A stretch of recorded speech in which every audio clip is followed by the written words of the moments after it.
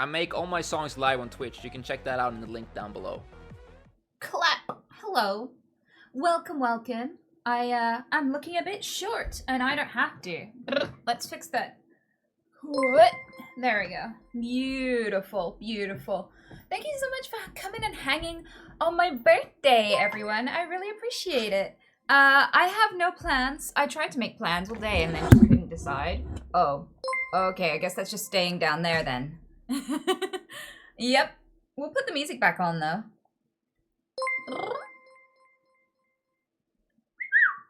What are we listening to?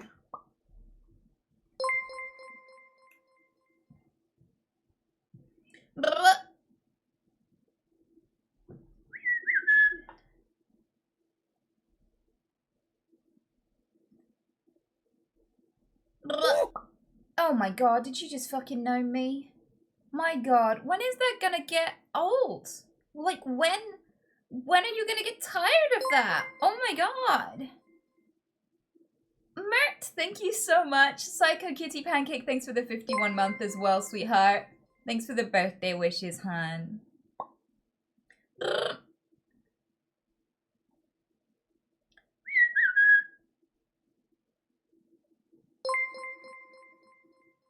Busy, damn. Thank you so much. Oh, whoa. Thanks, Ant-Man. You guys are amazing. Yes. Did you do anything fun early today? To be honest with you, no. So it was a beautiful sunny day, but I just had too much to do to get out. Like, I weighed it all up and I was like, there's lots of cool things I would love to do, but I have to be responsible today. So I'm just gonna rain check on it, and next time it's a sunny day, I'll go do all the fun things that I want to do.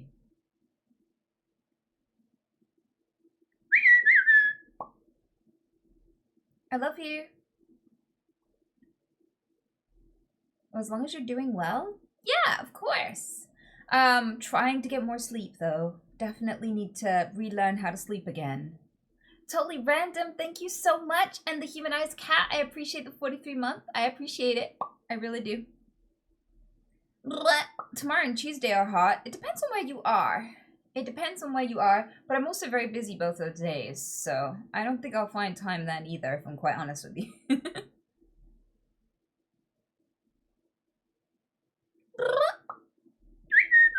What?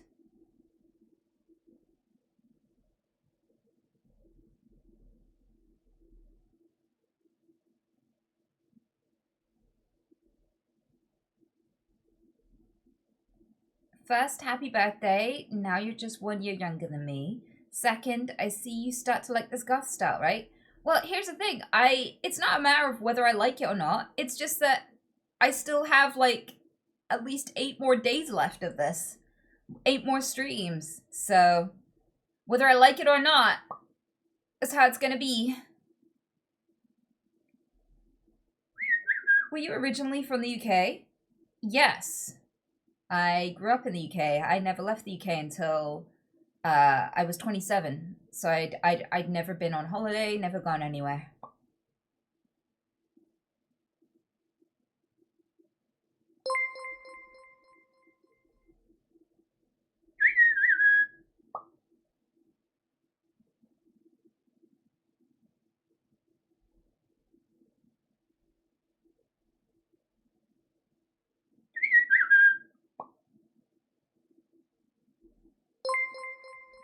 I meant where in the UK because of your accent. Oh, well, the thing is, I try not to be too specific, just because people are weird. I hope that's okay. How many stag and hen do's have you been to? None, if I'm quite honest with you. Why? I feel like a lot of the time, stag do's and hen do's are just drama anyway. The only time I ever really hear about them is when, oh, is Halva killing the camera again? Yep. She doesn't appreciate us looking in on her. Ghost Shark, thanks so much for the bits. And Rainmaker, thank you so much for the 10 gifties. You absolute legend. Thank you. And Z, thanks for the bits as well, hun. I hope you're having a good day. What was I talking about? Nope. I was answering a question. I read something out and completely forgot. Oh, stag and hendies. So they are a lot of drama. Personally, I kind of feel like unless I explicitly hear from both parties that it's okay for there to be a stripper, I'm so filming and tattling. I don't think I could be trusted at a hen or stag do because I would definitely inform the other party if any betrayal went on. 100% in any way. Blah.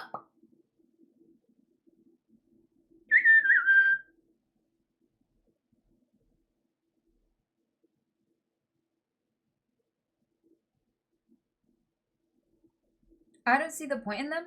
Yeah, like if you feel like the last day that you're a free or single person is like this big event that you have to make use of, you don't love your partner. Because you weren't single up until that point. Being engaged to someone is like a step above being girlfriend and boyfriend. Like you stop being single at girlfriend and boyfriend.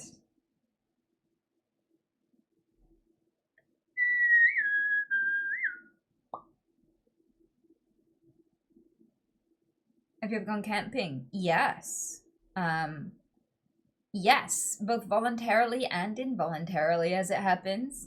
So I've been camping in the wilderness before, and I used to live in a field. My home was a tent when I was a little kid for a while, so for about a year. Maybe longer. At least a year. We'll say that.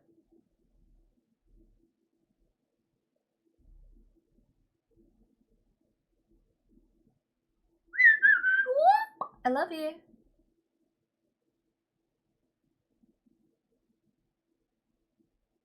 So if the hen or stag party crashed on the other to be the strippers for that party, would that imply consent?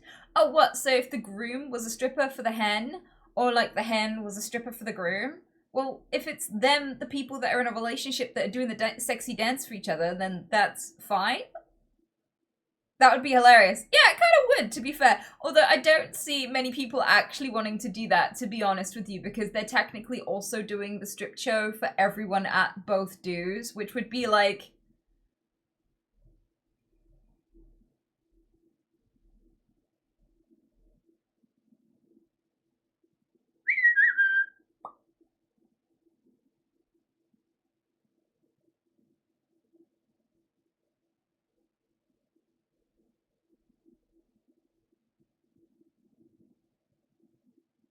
I say normalize that idea over hiring a third party. I'd say just normalize telling on and providing the receipts if somebody brings a stripper to the party. Like, yeah, I think it should be normal that you can't expect people to help you betray someone. Like, that's not the default.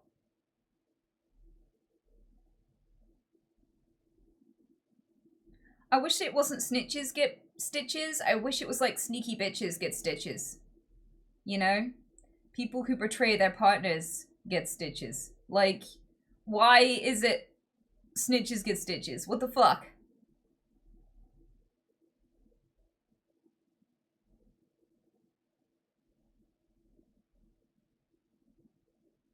There was no stripper at the ones I've been to be fair. So what that says, that actually speaks really highly of you guys because I kind of feel like your vibe attracts your tribe and you are only as trustworthy as your creepiest friend. So if your friends aren't the types of people to betray their partner on their wedding night, then that's amazing. You know, you pick well.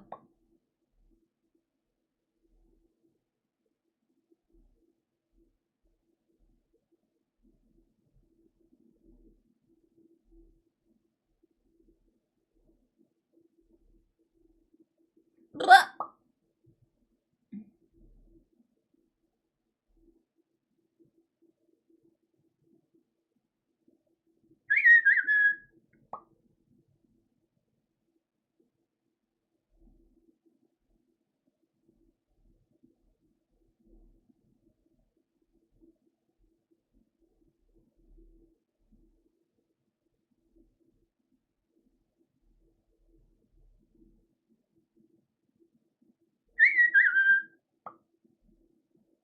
I would hate to have one of my friends do that and then be expected to pretend I don't think it's weird as heck.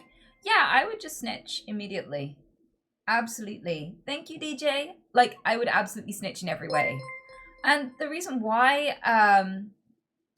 one of the things that I think should be really implemented is that, like, if sex work is legal, I feel like one of the regulations should be that you have to get a special card to purchase sex work, and your marital status is attached to the card. So, like, you have a red card if you're in a marriage and a blue card if you are completely single. And if you have, like, a red card, then a notification goes to your wife's phone. So they, like, your partner has to know you're going. You cannot just cheat on your partner. You cannot buy a service which abuses your partner. So, like, yeah, so that people can make sex workers with their partner's consent, but there's no way to put your partner at risk by having extramarital affairs at with sex workers. And that, that would actually be amazing. It'll never be implemented though, because the kinds of people who go to those sorts of places and cheat on their partners there also tend to run countries, because we have a tendency to elect the worst kinds of people.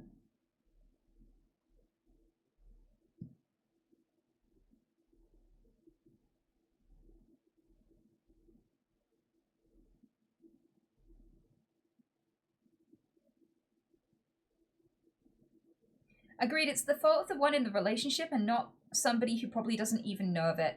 Yeah, absolutely. Absolutely. And also, it's just not a sex worker or like random people's responsibility. They did not commit to a relationship. They did not take vows in front of the law and their gods and stuff to say, I'll be loyal to you. I will only mate with you. I will stay with you for the rest of our lives. No one else did that but the partner who's cheating. Like, they're the ones who all of the onus of responsibility should be on.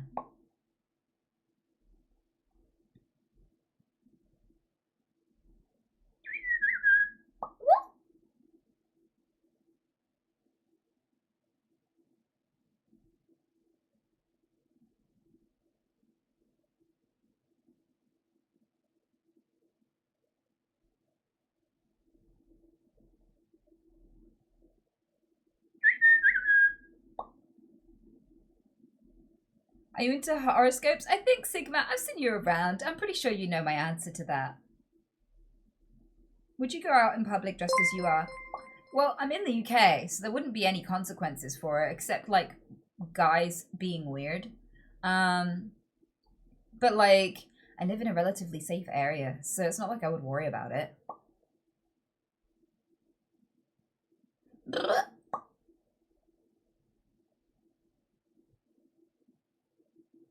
When did you move to the UK? I never left it. I've always lived in the UK. Shut up, you slut.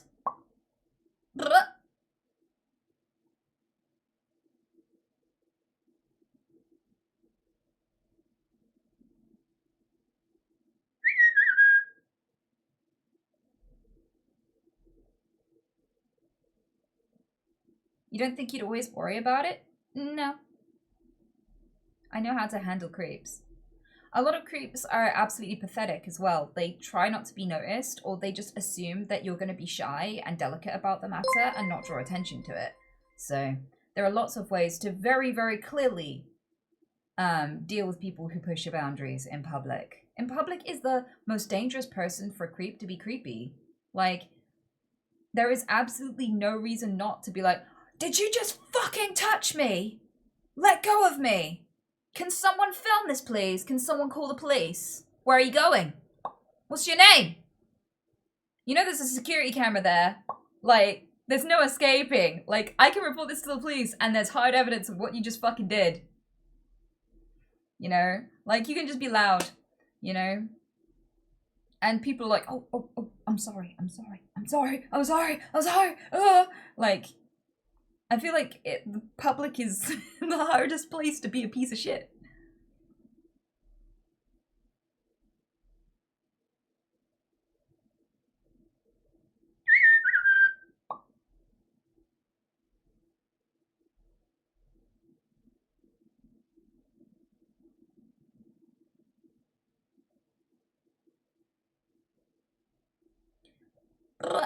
Yeah, go ahead and run those donos. I saw a really interesting question I was going to answer. Hopefully I get to it. Shut up!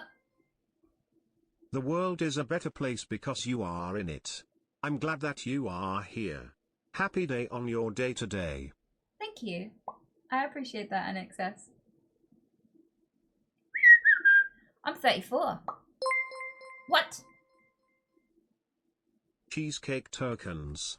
Happy birthday, Anita. Thank you, Zafu. You're absolute fucking legend. That's gonna be a classy slice of cheesecake, honestly.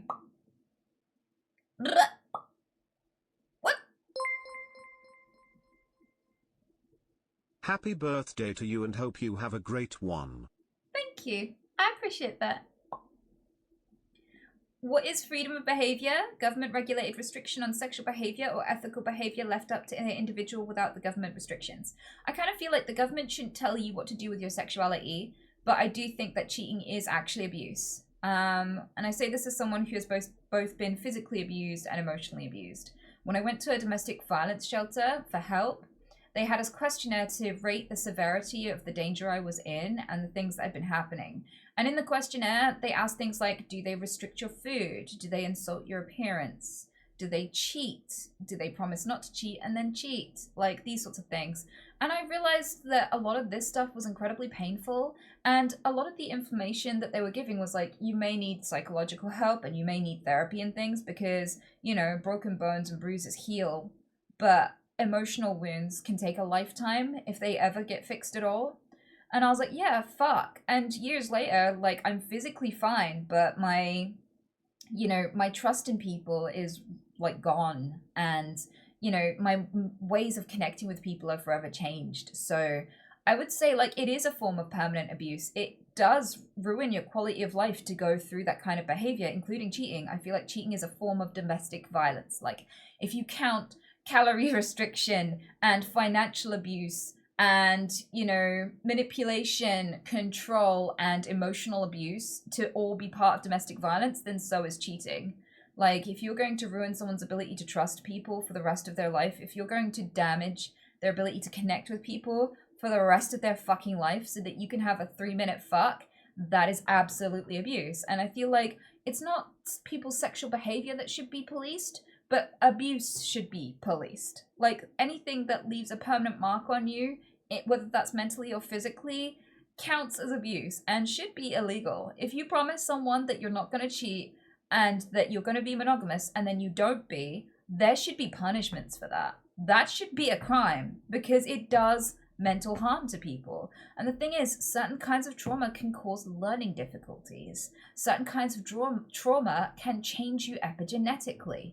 Like, childhood trauma can give you early onset puberty. Like, your bodily system reacts to what your psychological environment is. So absolutely, it should be policed. There should be a way to get justice if someone ruins your fucking life that way. Absolutely. Like, and people get it when I advocate for men. Like, if I say, imagine you've been raising a kid for 20 years and you find out that your partner had an affair and it isn't your kid and you're too old to start again and have a new family and you know that your bloodline dies with you, you know, that your families, like, fought in wars, your families were, like, you know, a certain kind of trade or whatever for hundreds of years, and they passed that tradition on, you know, from parent to kid for generations upon generations, and you have no one that is, you don't get to pass on your genes anymore. Like, that is it. That line is gone forever because this person lied to you, right? Even if your adopted kid is still, like, your kid to you, you couldn't pass that on for your parents. You couldn't pass that on for your family line.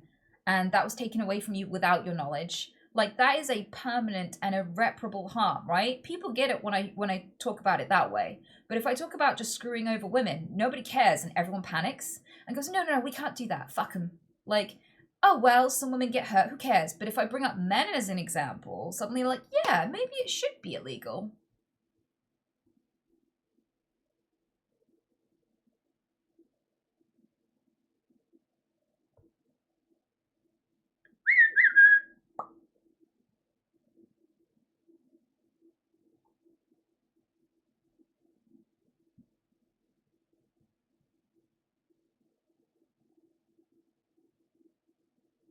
I agree. I think it's practically very hard to police the cheating if someone isn't married, meaning it's not paper evidence of a relationship. I think it sucks, but it might be difficult in the strip club scenario.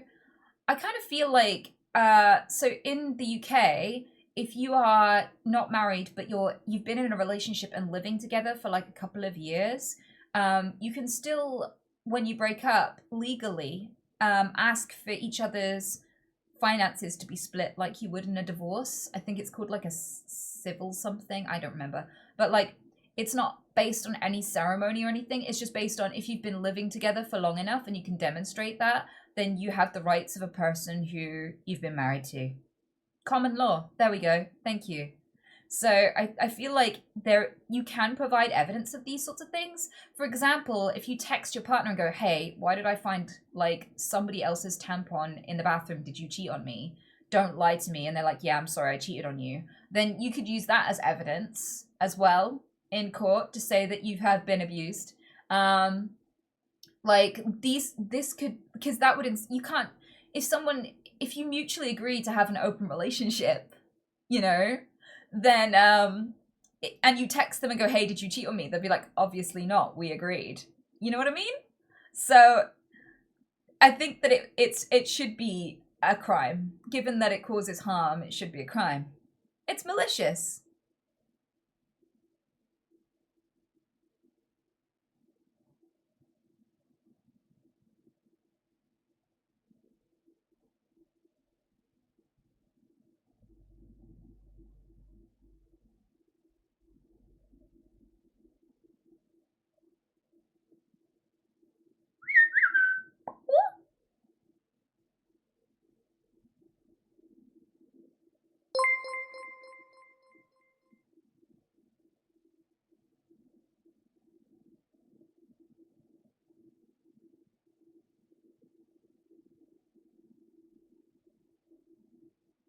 Oh, it's 2:00. Okay. Yeah, he doesn't know. I think he thought it was 2:00 earlier, to be honest. Oh, he knows. Okay. Buddy cam isn't on today, so I'm just gonna have to do it from here. Oh, there's only one treat. There's only one treat. I'm gonna have to give you an extra one. There you go. I'm gonna have to bring you some down. He's gonna wonder where his second treat is. He's gonna give me 50 years. Here's your roots. I haven't forgotten about the second one, don't worry. I'll refill this on the way upstairs.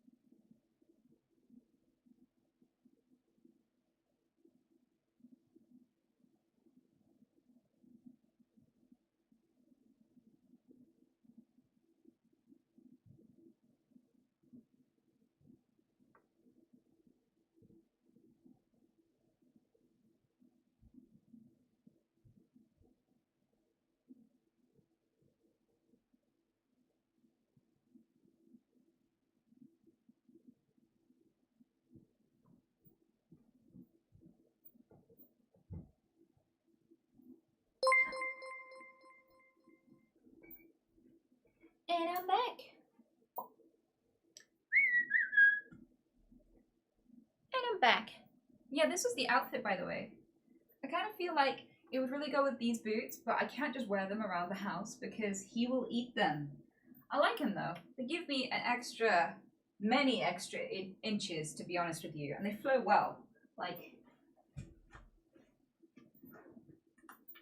look how big that is.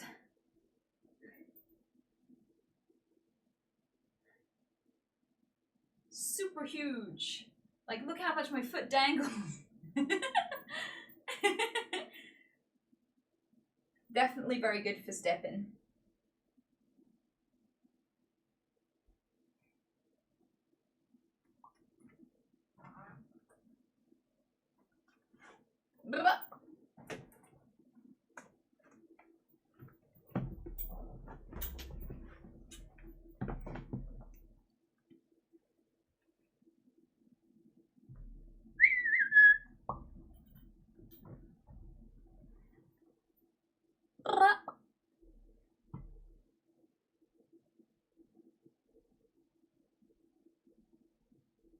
Also, unless the relationship is secret, there would be witness, and there would be witnesses to the relationship. Yeah, that's true.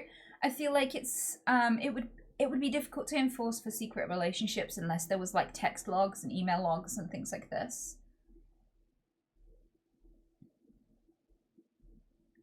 I kind of feel like it would also really, really help if there was like, if a divorce proceeding happens because an affair partner comes forward, then the share, like 20 to 30% of the share of like the husband or wife that cheated's, you know, settlement goes to the person who came forward, so that everyone would be really suspicious of and careful around people who try to seduce them when they're in a relationship.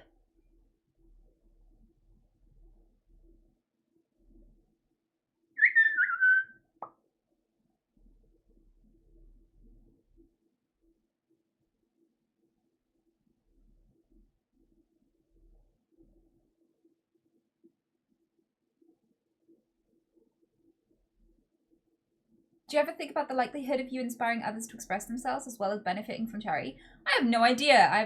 Actually, to be fair, I have noticed that there are some other content creators who started copying me. So when I did GOTHMAS the first time, randomly, there were people that had never worn anything goth before who would just happen to start doing it at around the same time. But, you know, flattery, what's the word? Something is the best form of mimicry is the best form of flattery. Is that it? But I was like, yeah, cool. Glad I gave you the idea. Enjoy. Imitation is the greatest flattery. Thank you. And then on top of that, there were also a couple of other content creators who did Aunt Cass hair and started like mentioning Aunt Cass and being like, oh, I'm Aunt Cass today as well. So I kind of feel like, you know, you've made it in life when there are famous people emulating you. Like, that's pretty cool. That's quite the compliment. I know there are some types of people who are like, no, that's my thing. Back off. I don't give two shits. I genuinely don't.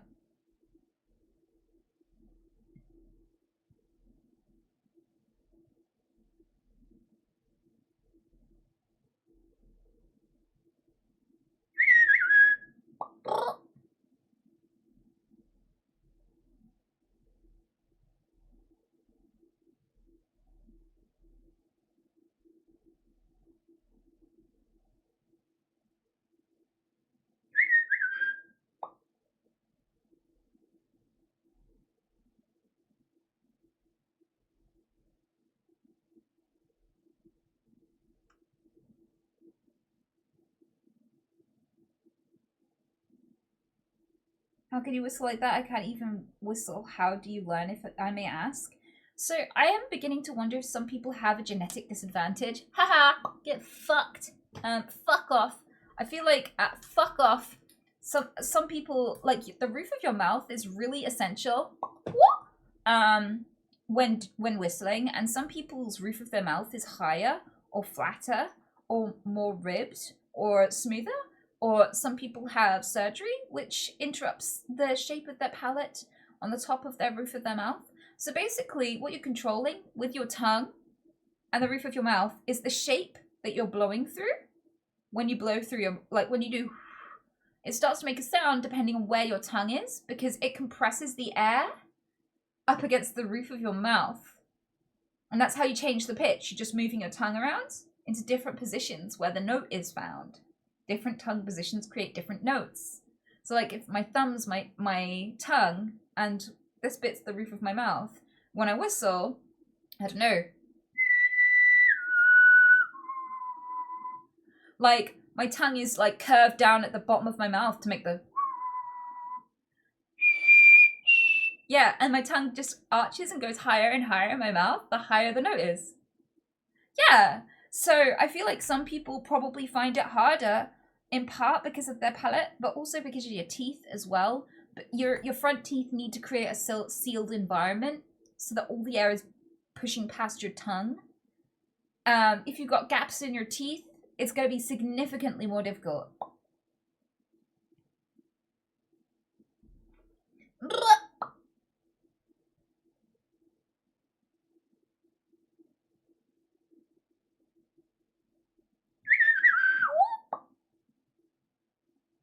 Can you whistle with your fingers? No, I can't. And to be honest, I don't really care to try. Like, it just sounds like really germy. I don't want to be putting my hands in my mouth all the time. Shush! Shut up!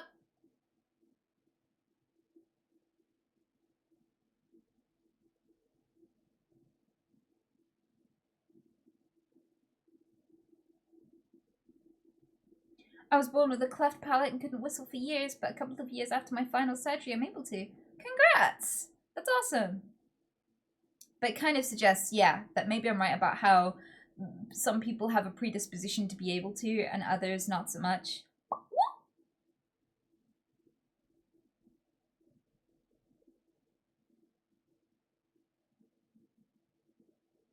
What?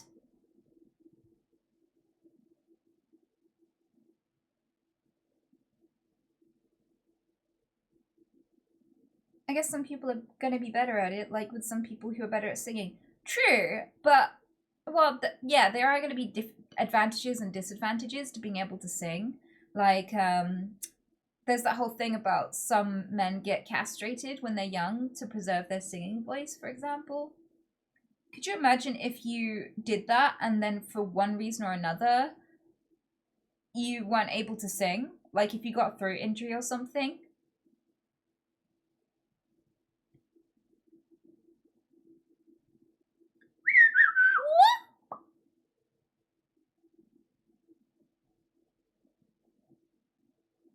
Oh, more donos inbound? Go ahead. What? I've got shoulders. Fuck. Wishing you the happiest of birthdays. Thanks for the laughs and comfy times as always. Thank you. I appreciate that. Thanks, Sislek, for the 1,000 bits, by the way. Hey, it's Jimbag. Hey, thanks, Jimbag. I appreciate that. Happy birthday, Terrence. Thanks, Mert. What?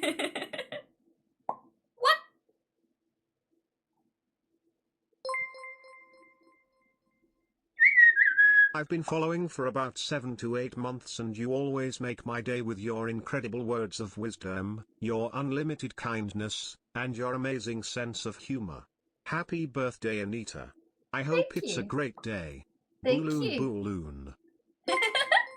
You guys are amazing. Do you know I learned that plant-based diets made white people? Did you guys know that?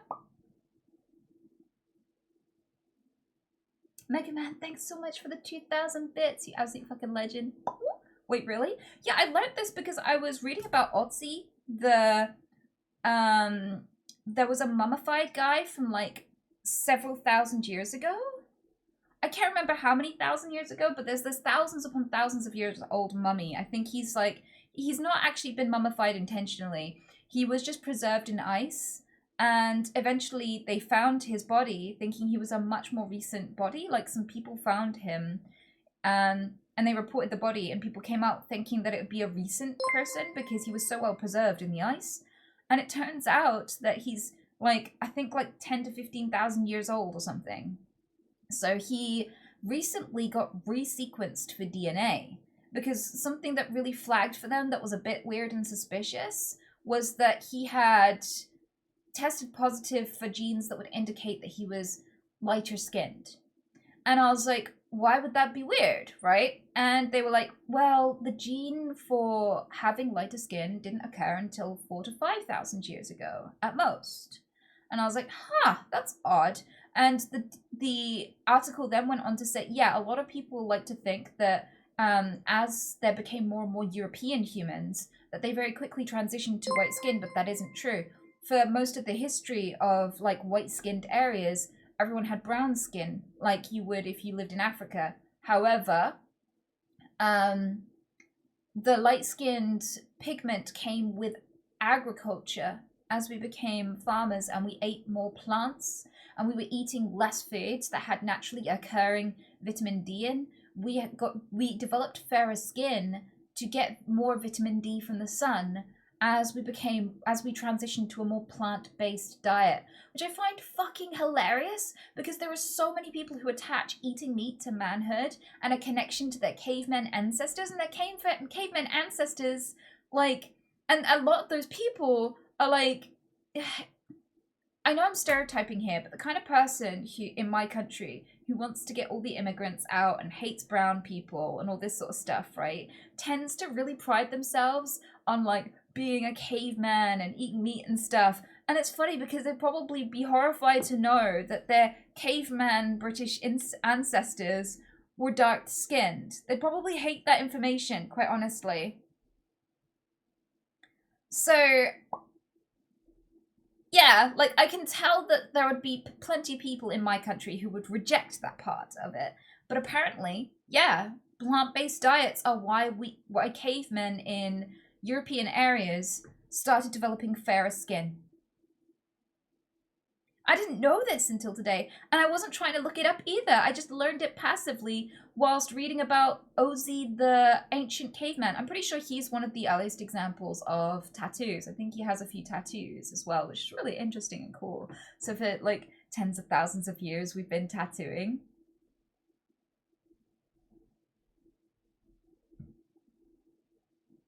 Wild. I should find this article.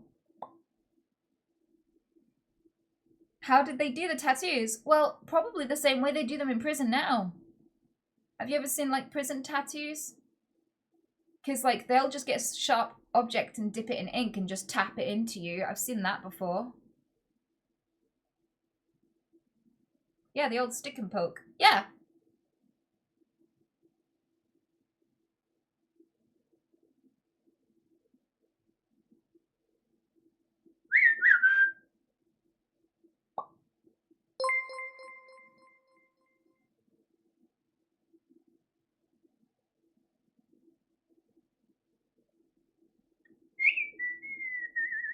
Zenton Unit, thanks for the 5 gifted Stuckfish and Mostly Not a Person. Thank you all so much. That's incredibly kind. Indians are majorly shades of brown, even though it's the country with the most percentage of vegetarians. Yeah, because it's still sunny.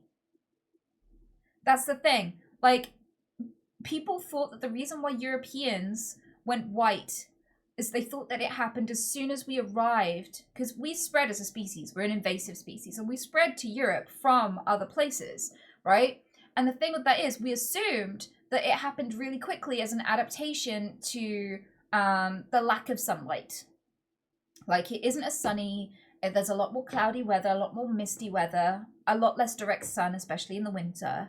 And also having to wear lots of clothing to stay warm, even if there is sun, it's not really going to be touching your skin as much, right? So people assumed that factor alone was why people were white in this area.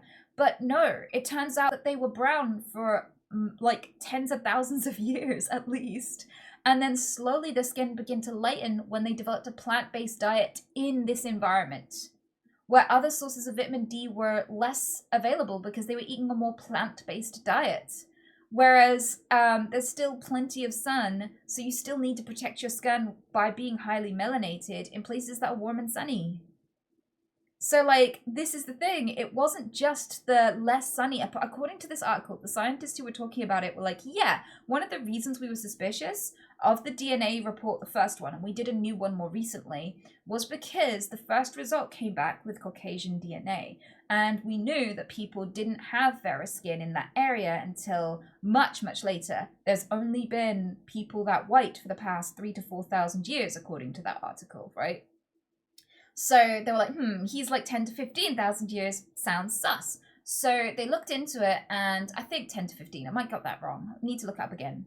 And so, like, they retested him, and they were right to redo the testing because they found that actually his DNA, the first time it had been tested, had been majorly contaminated by the humans who were testing it, and that's why it came up with these unusual results that were kind of unexpected. So that's what clued them into maybe a few years later, looking at these results, maybe we should retest them. And they did, and they learned lots of new things. So yeah, plant-based diets made white people, apparently. I had no clue.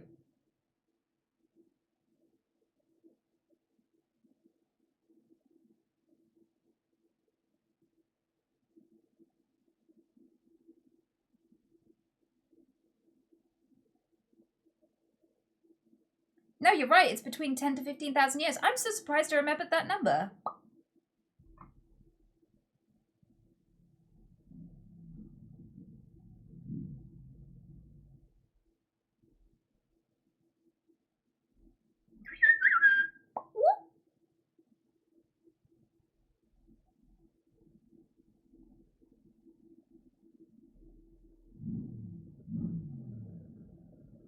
This is why you're so fair-skinned, lol. What, because I'm British and I eat plants?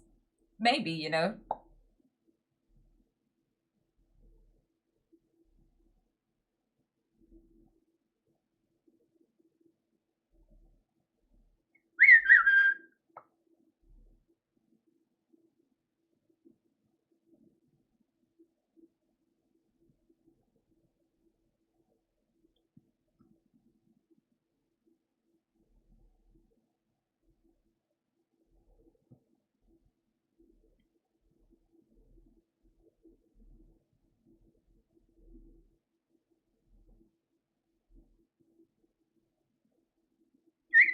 The British really do drink a lot of plants. Well, we didn't have access to a lot of clean water for a lot of our history, so a lot of people were literally living off drinking wine and ales and ciders and beers. And it's like, how did they spend a second sober? They were scared to risk drinking water because it was very hard to find a source that wasn't contaminated and make you sick. And so people that were really, really young, like children, were drinking beer and wine and ales too. And it's like, didn't that make everyone, like, seriously two-head?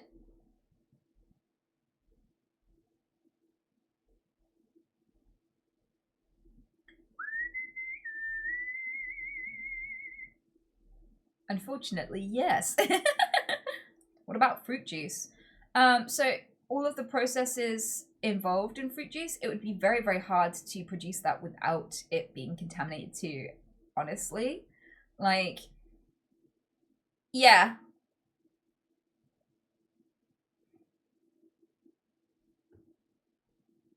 Yeah, it was safer to drink wine, which is just crazy to me. Did they spend a second sober?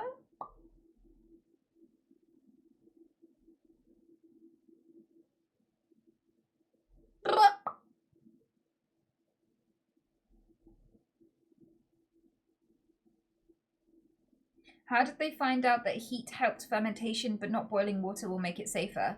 Maybe they did know about it, but like, I don't know, there's a lot of confounding factors there. For example, they may not have had a chance to learn that drinking boiled water is safer if all of their cooking utensils were made of lead or contained lead contaminants. Because if by that token, it would still look like water makes you sick. Another factor to consider is that they didn't understand germs or how they worked. So they may not have connected the two. It may have come across as an old wives' tale if nobody could accurately explain why it made a difference.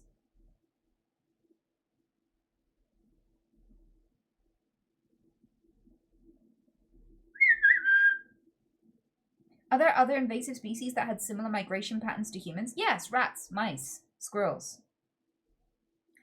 And pigeons, because we kept pigeons as pets for literally thousands of years. They were used as a mode of communication. They were used in wars to communicate, but they were also just kept as house pets that people really loved and took really great care of. And then somebody in the more recent past, I think it was like the 50s or the 60s, was like, they're awful and they spread disease. We hate them now. And everyone just was very impressionable and agreed. And now they're just kind of feral, but not truly wild because they've been domesticated for thousands of years. So like when they try to put together nests, the nests look terrible. And they're not really, they just put like 3 sticks on the floor and just poop an egg on it and then wonder why it gets crushed and things like this because they've never had to look after themselves for generations upon generations. The homes were made for them by humans and then we abandoned them. Yeah, so we brought a lot of animals with us around the world. I mean, ancient Egyptians used to have pet rats and they would mummify their pet rats and get buried with them because they loved them so deeply. So like pet rats were also a reason why rat migration was the way it was, but also just trade and things like this.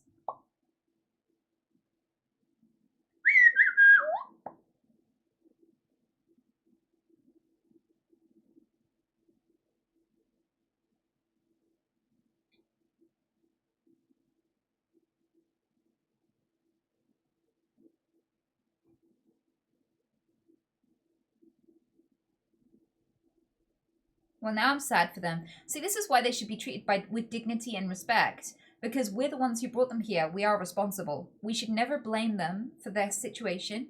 We should never harm them. Right? Because the whole reason that they're there is because of us. They are dependent on us. And we abandoned them. That is entirely our fault.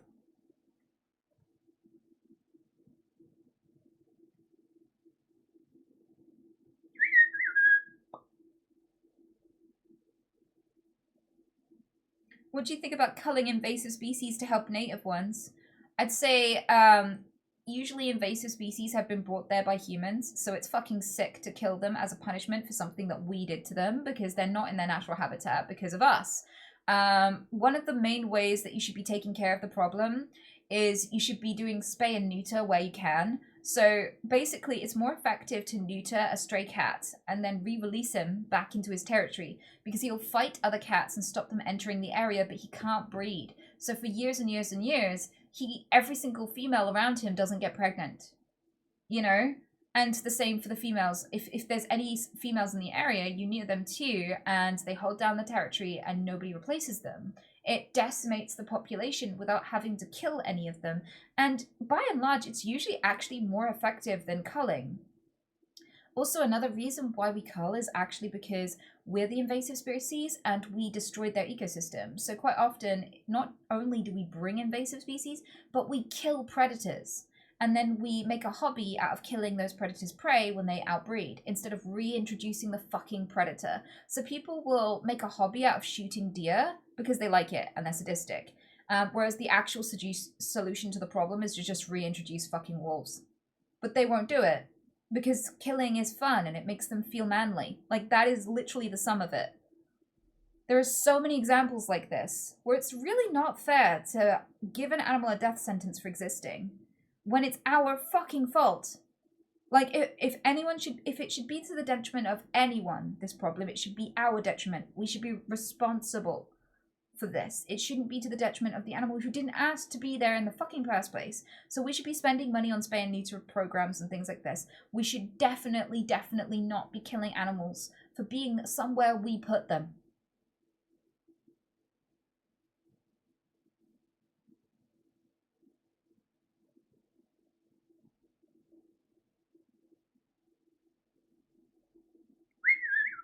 There are animals that kill for fun. Yes. I don't know why you're bringing that up, though. If you're saying that if other animals do it, we should be able to do it, I think that's weird because, you know, other animals sometimes eat their own children alive from the ass end up. Other animals sniff each other's asses to greet each other. Other animals, like, literally turn around and eat their own shit straight out of their ass. Like, I've watched Pete do it. Like, why are you cherry picking, like, some behavior is acceptable because other animals do it. When if somebody came up and literally wedged their nose in your ass and inhaled really deeply, just some random person at the supermarket, you'd be distressed, you'd be angry, you'd be upset, you'd probably defend yourself, you'd feel assaulted. And if they went, what, other animals do it, you wouldn't feel any more okay with the situation. It's kind of like a non sequitur. It's like not relevant. It's just, why are you bringing this up? Stop it. Let's not pretend that we use other animals as a baseline for our behavior in any way.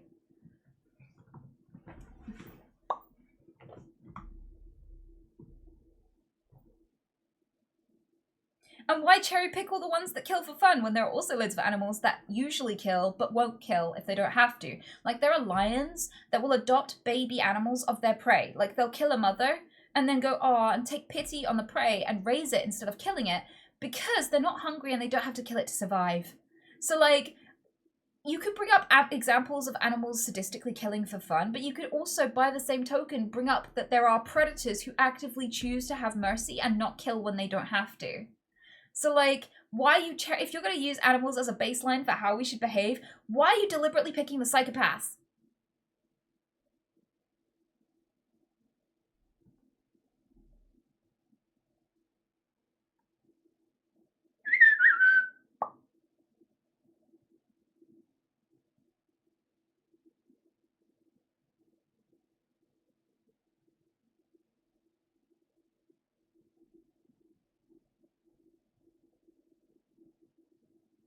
It is a strange argument. Obviously confirmation bias. Yeah, it's so strange as well because, like, these same people, if I said, well, I'm gonna be incestuous, and they're like, you can't do that. And it's like, if I went, but I saw a rat do it once. It's natural. You know, they'd be like, what the fuck? What do you want about? No. But, like, then they'll use the same argument to argue for, like, recreational hunting. You fucking kidding me?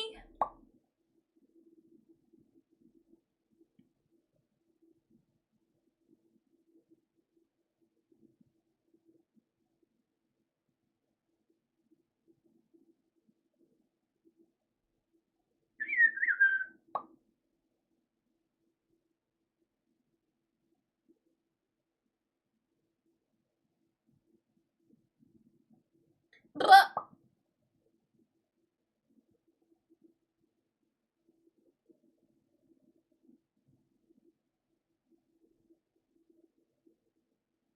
So the argument that homosexuality exists in nature and therefore is natural is no longer relevant.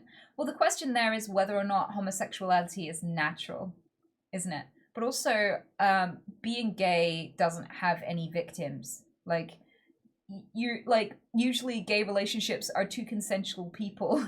Like, that is not, like, advocating for any physical harm to anyone. So I kind of feel like if you're going to advocate for harming people or having the right to harm someone, you need a better argument than other animals do it, right?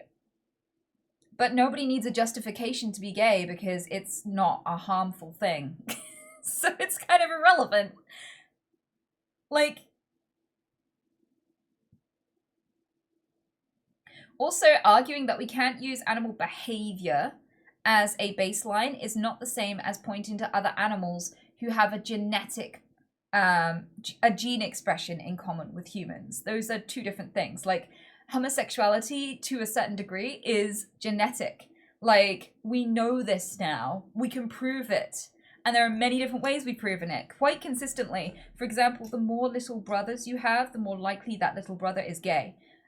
Because of the way that mothers react to the fetus in the womb after multiple male pregnancies. The more male pregnancies you have, the more likely that the latest child you had will be gay. And we know this because there's genetic factors in being gay, right? So saying, yes, it occurs in nature, it's not a behavioral trait.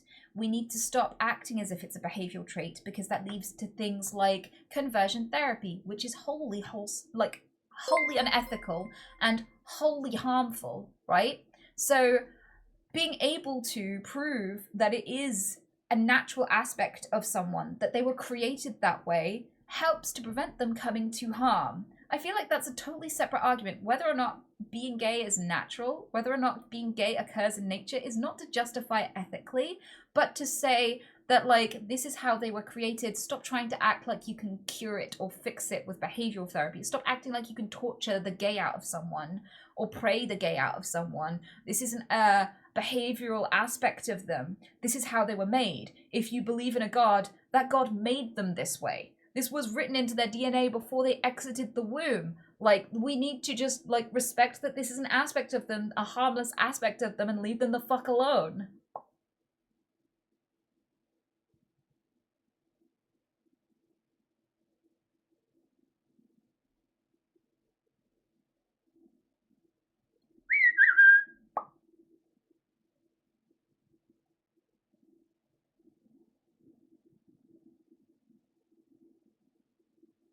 They don't evolve? Well, technically they do. There are lots of behaviors that deliberately don't lead to reproduction that are still essential to our survival.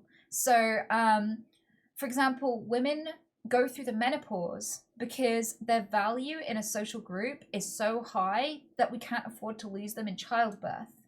So, animals don't usually have a menopause, but social animals that are matriarchal tend to have menopause. Like, elephants, for example, highly social and intelligent animals who collaborate and have matriarchs tend to value that wisdom and knowledge over another child. So it evolved to be advantageous to have a cutoff point for when you can have children. So not everything has to lead to reproduction to be valuable and to be part of evolution and to be consistent with the survival of your species. Sometimes the best thing you can do for your species is not reproduce in certain circumstances. You know, I have a theory that we're going to come across a mechanism which makes people less horny and less likely to breed the more population density they're exposed to.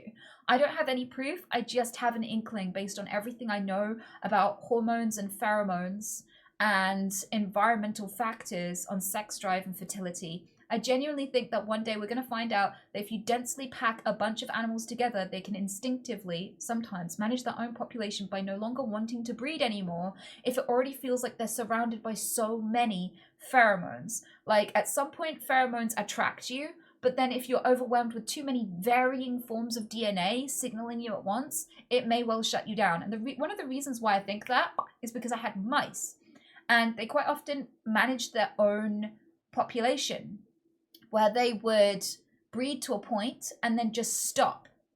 And I think, oh, they've just like aged out of breeding. None of them are young enough to breed anymore. But the minute their population died down to the point where they had more room and resources for additional population, they bred again. And so they were perfectly maintaining their population for the available space and resources without being asked or trained. And I wonder if there's some passive sex drive or like triggered, like almost epigenetically, just a triggering of sex drive based on how many different individual pheromones you're exposed to. Not how much pheromones. Like, if you got like a really stinky t-shirt with so many of one man's pheromones, it wouldn't shut you down. But pheromones are a signaler of someone's DNA, so they are unique to each person. So if you are getting overwhelmed by lots of different DNA at once, I genuinely do have a theory that this reduces fertility in a group. And that this is why societies over time start being forceful towards women and doing things like arranged marriages over time. I think that this may well be a compensatory method, like reaction to the fact that if you get dense populations, it may well be that fertility is reduced unless there's an artificial factor starting to be enforced. And I wonder if this was the beginning of these the resentment for female choice in relationships, because overwhelmingly female choice evolves humans. Like most of the time in species, like the male performs, does a song and a dance, and if he's good enough and has good enough genes, she'll pick him, and that's how we keep getting better and better every generation, faster, stronger. You know, it benefits a whole society. It benefits an entire country to let women have choice. But if we noticed very early on that, you know, when women are given choice, but they're given lots of choice, they start being happier and happier to not have kids, that this might be not just a personal decision as an individual. I made this decision as an individual, so I know that that's the case, like you can have that.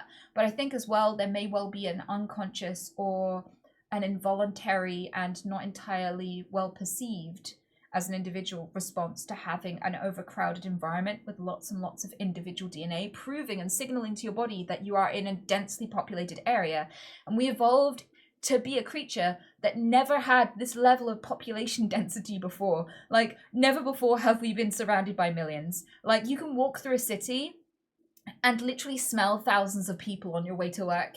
That's not an exaggeration. Like, I kind of feel like if we had some inbuilt mechanism that made us less likely to want to breed in those circumstances, it would actually aid our survival. So I am always keeping an eye out for any kind of research in that area, because sometimes when I was a kid, I used to make predictions and be like, that doesn't sound right, there's a missing piece, and I bet it means this. And then like 10 years later, like people would come out with some confirming data, and I'll be like, I knew it! So that's my next prediction. I have a sneaking suspicion that fertility rates are directly linked to population density. That's my next one that I'm guessing. It's completely a guess on my part, but based on the information I know. Like, if you put lots of different bits of information together about how we work as humans, I kind of suspect that's a missing puzzle we don't know about yet. So no amount of adverts is really going to change it. We have this fertility issue all around the world. There are loads and loads of women who just don't want kids for varying fucking reasons. And all of those are completely valid. And one of the things I read about, I think it's Japan, where they started making, they realized that the women didn't want to have kids. So their plan to increase and stimulate birth rates was to make loads of anime where children, toddlers, and babies were the main characters to make children really want to have them. And that doesn't really address any of the reasons why the women in their population don't want to have kids. So good luck with that.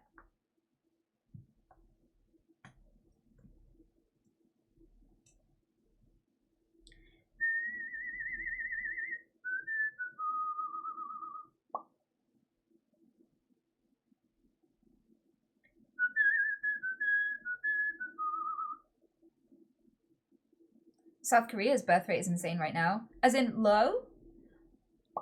I'm really bad at remembering which place is which anywhere on the planet. Like, I think I can, off the top of my head, name like 2 European countries aside from the UK. It's really bad. But I know that somewhere in Korea, people have a low birth rate. And in part it's because of the 4B movement, which, when described to the rest of the world, a lot of other women in other countries went, that's a fucking amazing idea, and now it's becoming a global movement. I don't know, it feels like when it was initially being reported on, like the media was like running to everyone like, oh my god, look at what these people are doing, they're strangling their population, they're destroying their entire population, they want the Koreans to be wiped out, they're wiping themselves out, and they thought that everyone would be like, oh, how terrible. But then the women were listening, and they were listening to the reasons, and they were like, you know what, that makes a lot of sense. And they're like, no, you don't understand, this is terrible. And they're like, is it now? For who? Because I kind of feel like this would really work for me too.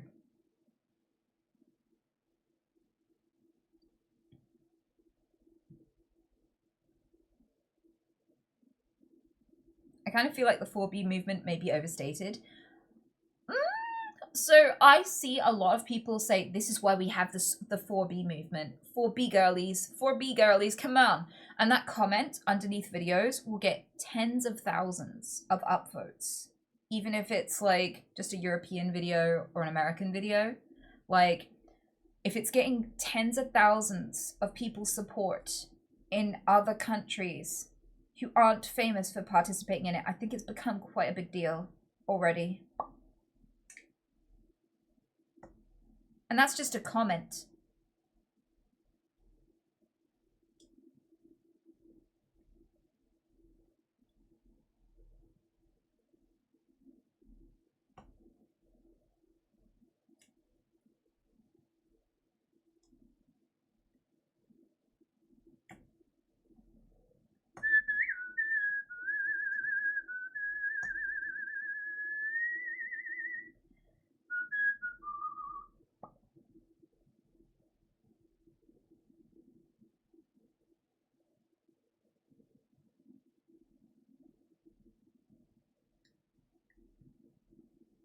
I think the population is a concern because dudes build of buildings that wouldn't get used. Now, if you want to know why why people are scared for the population, like why? Because my whole life, I'm a '90s girly, right? Obviously, it's my 34th birthday today. We were always told growing up that we were overpopulated, that, you know, humans are a disease, an invasive species, the population crisis is upon us. In just 10 years, we're gonna die of starvation. And, like, it was very doomer, this persistent threat we were being informed of, right? And then it, like, we got to this huge peak in our population, and a lot of people were looking at each other like, I don't want to have kids. Do you want to have kids? And they're like, no, no, no. We've had so many reasons growing up to be told that people are breeding too much, and we need to stop. So we did. And now they're like, no, the population's declining. And we were like, my generation's like, isn't this what you wanted? Like, we're polluting everything. We're destroying everything. Weren't we supposed to do this for our survival? And they're like, not like that. And so, yeah, like, I feel like it's quite normalized to not want kids these days. And the reason why now they're doing a U-turn and being like, oh no, is not because there'll be unused buildings. It's because we have a society that is basically a giant pyramid scheme where billionaires sit at the top and everyone else is just poorer than them and does lots of work and labor, and they do barely any work and labor and just harvest all the wealth and then hoard it so that people can't use it, right? And then what happens is they make all the decisions, and the decisions purely benefit them and keep them in power, keep them immune to the law, and keep them in control of everything. And they like it like that. So they make sure that all of the laws and every part of the system protects them. And if the population declines and doesn't constantly inflate, then all of the worth of their labor declines too. So this means that billionaires lose wealth. Because there are fewer consumers to purchase things, fewer workers to provide worth for them, you know, to sell labor to the billionaires and CEOs. And also, it means that lots of industries are going to collapse down the line. Like, for example, one of the things that keeps you working and keeps you in a chokehold with jobs, panicking because you need a job, is the skyrocketing prices of houses.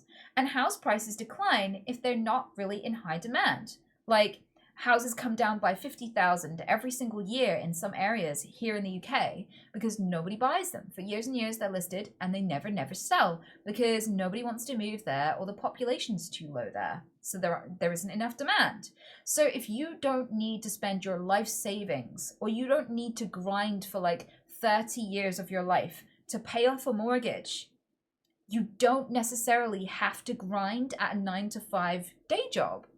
And those 9-to-5 day jobs are usually for billionaires, like freelance work and creative work and part-time work and like odd jobs would be enough to keep you alive if you didn't have to perpetually pay a massive fucking mortgage or rent. Like, rent is like 70 or 90% of a lot of people's paychecks. Like, a lot of people are paycheck to paycheck living. They have no savings to cushion themselves, no breaks, no holidays.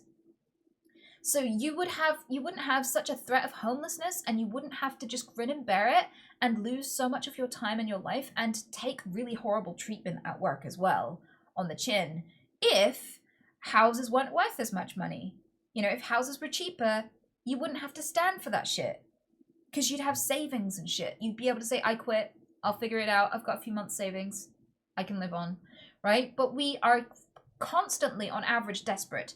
The large majority of people in the US and the UK are living paycheck to paycheck. And that's by design, because you have no rights when you're desperate for money, and you can't survive stepping away from your job. And this benefits people who employ people. That's who it benefits. It benefits rich people that the system is this way, right? So the reason why most of the people who are like, keep breeding, are billionaires, like Elon Musk, is because their power and wealth depends on your dicks and fannies. That's what it is. Like, if you don't breed, they don't stay on top. They don't maintain their power. Like, that's why we are being pressured to breed. Because our economic system is based on unlimited growth, even though there's no such thing. And the thing is, it doesn't work out for us if we keep breeding, because, right, in the future, there are going to be some problems. Like, nobody's going to be a young carer to care for you when you're old. Old folks' homes are already incredibly dangerous. During COVID, loads of people just walked out and abandoned all the elderly, and they starved to death in their beds. There are people just laying there, pooping themselves in unchanged diapers, adult diapers, just dying in their beds. We have so few people doing care right now. It's impossible to get carer. It's impossible to find a good old folks home to drop your folks at. It's really fucking challenging, right? To get care, whether you have a disability or anything.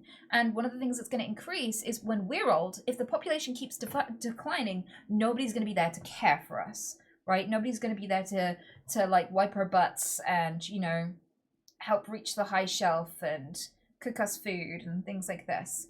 So spontaneously, we are seeing better cures for dementia and Alzheimer's, and conditions that used to be really severe and untreatable are developing better and better treatments, right? Like, all of a sudden we started to see a diabetes cure. You know, these sorts of things suddenly pop up at a time when we're going to have an aging population and no one's breeding. And at the same time as these cures finally being found and released, we also simultaneously have the age of retirement being pushed back and back by the government. And like, that's what the Paris protests in part were about, were pushing back the retirement age. They're like, no, fuck you, right? Quite rightly. So what they're doing now is, if you won't breed, the way we get all of this money out of you is you work for the longer in your life. And if we can keep you in working order for longer, then you'll be able to work for us for longer. And if they can entwine that with debt, that's the way they want to go. So they'll make it as expensive as fucking possible to get like a couple of injections which attack your cancer without invasive treatments, like chemo and things like this. Like, those are in development and very promising, right? They already have clinical trials on humans and things like this, right? These things are coming out so that you have to get in debt to afford them as you age, and then you have to work for the rest of your life to pay it off.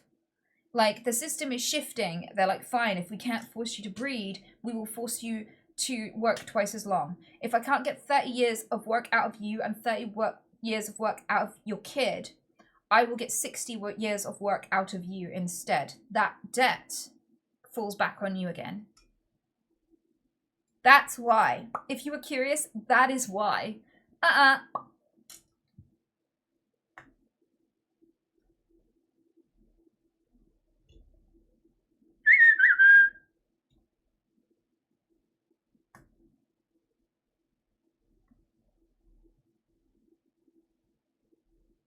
And the thing is, there's some science to suggest that a natural human lifespan is at least 120 years. I mean, there are some people who make it to that despite our environmental factors, like the endless amounts of lead, microplastics, toxic fumes in the air, cancerous carcinogens in our fucking food. You know, doctors used to recommend cigarettes, and then they started saying that e-cigarettes were safe, and it turns out they hospitalize you too. Like, despite all of this, there are still people who reach like 120, right? So imagine if those factors weren't an issue anymore. Like, if we genuinely did have a responsible government that prevented these things from being sold and advertised and created. And like, we didn't let industries cut corners and all that bullshit. Then, you know, if we didn't have those environmental factors assaulting us, we'd probably live a lot longer. So I think the capacity is already there. That it's just never been profitable to allow us to get to that point. But now the industry is shifting. We humans might be the first generation where industry benefits from us living longer because we didn't have kids.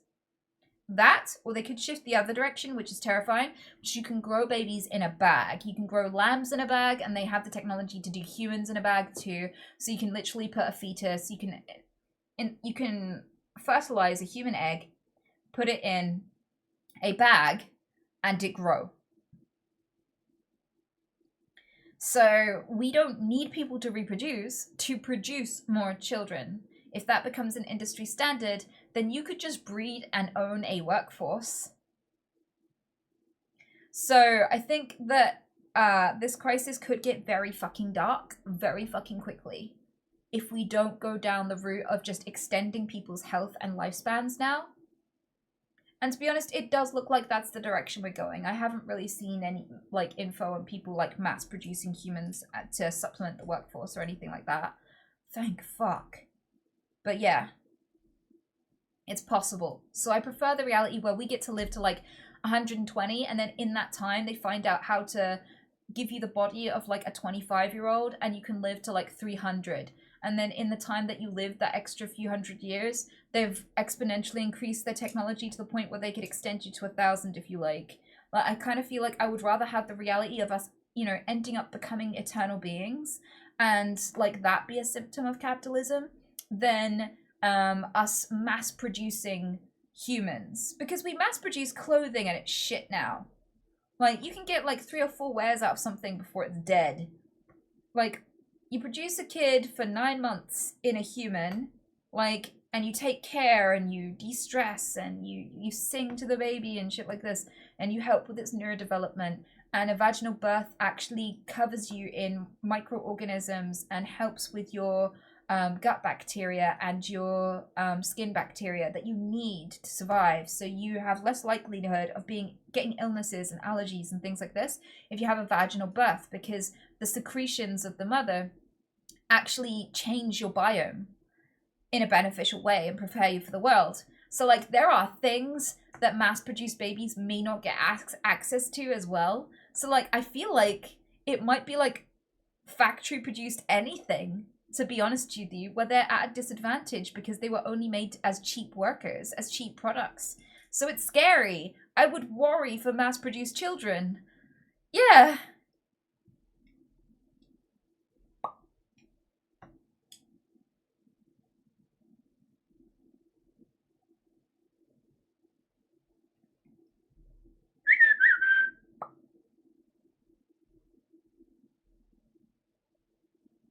Hence why breast milk is better than formula. Well, technically formula doesn't adjust itself to the needs of the baby. So when babies breastfeed, if they're sick, it can send signals through the mother's nipple and change her milk to have more colostrum in it, which turns the milk kind of yellowy because it has a higher content of the specific nutrients that the child would need to help fight the illness. So it changes color and consistency according to the health of the child. So yeah, seeing as formula is not adaptive to a child's needs in the way that breast milk is, I would personally, if I had the choice between the two, I would personally breastfeed if I had a kid and I had the option. I mean, it'd be different if for some reason I couldn't. That's totally understandable. Like, if I was dry and couldn't, then, you know, formula's the next best thing. But I didn't have to, I wouldn't. Also, there is a trade of mothers who freeze packets of their breast milk and give them to mothers who can't produce breast milk. And there's always like men on it pretending to be first-time mothers trying to get the milk. So the mothers have to be really savvy and actually fucking confirm that they're real moms with real kids. Because like, they're submitting it to help out people who are in need. They're not just like trying to help someone with a fetish.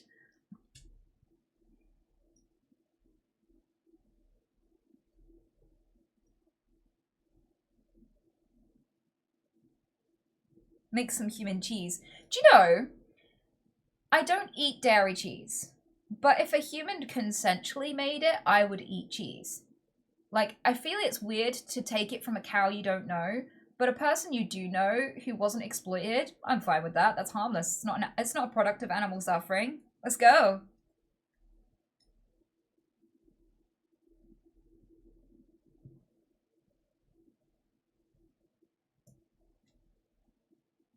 As a kink, though? Absolutely not. Like, I'm not gonna be rubbing one out over it. It's just like, I don't know.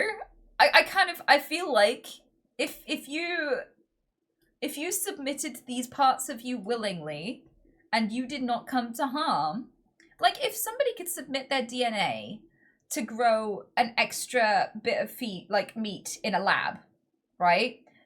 We do that with pigs. We'll take a piece of their DNA and we'll like replicate it and like make a big bit of infinite meat out of like tiny DNA scrapings of a pig. And I kind of feel like the pig can't say yes, but the human can. Like, I don't know. In that sense, I kind of feel like it would be more ethical to be having like ice cream made from willingly submitted breast milk from a human than it would be to have ice cream from a cow, to be honest with you. I'd find that less weird, to be honest. But that's just me. I'm not advocating for it. I'm not going to be looking out for it in the supermarket anytime soon.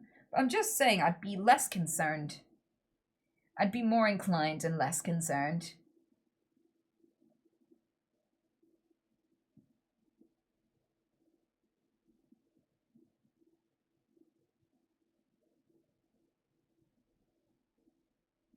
Thoughts on NoFap? I think NoFap is really interesting because these people are essentially contributing to science with their relationship to their addiction, because they are facing a problem that we haven't had to face in previous history, and an addiction that didn't really exist before to this extent. So their research into quitting and its relationship with porn's relationship with the brain is fascinating.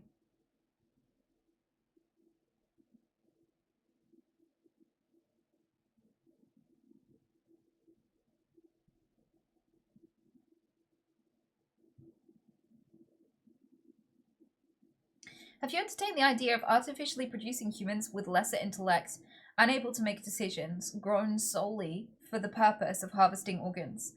Like, I feel like that is one of the terrifying possibilities that could happen to people if we lived in a world where it was legal to grow humans in bags. And I suspect that there may be underground operations already existent doing it, seeing as we have the technology to literally grow humans in bags. And that's just the technology that is presently released. It tends to be that there is research and scientific capability that is not released to the public for many, many, many fucking years. Decades later, we find out that, like, I can't remember if it was the FBI or the CIA, but I'm pretty sure they released some documents a while back that in, like, the early 1900s, they had the capacity to have micro cameras and microphones for eavesdropping. And then much later, they were able to put cameras on the back of insects to monitor people, apparently. And how small has a camera got to be? And how much memory have you got to be able to put in an absolute speck to put it on a insect? So with that kind of technology being the tip of the iceberg, and that's the stuff that got released, like, oh yeah, by the way, we did that for a while, you know? I kind of feel like what is presently released that we know of for sure, if that's not as advanced as more classified capabilities, I have no fucking doubt we're already technologically at the point where we could probably grow humans just for the purpose of organ harvesting.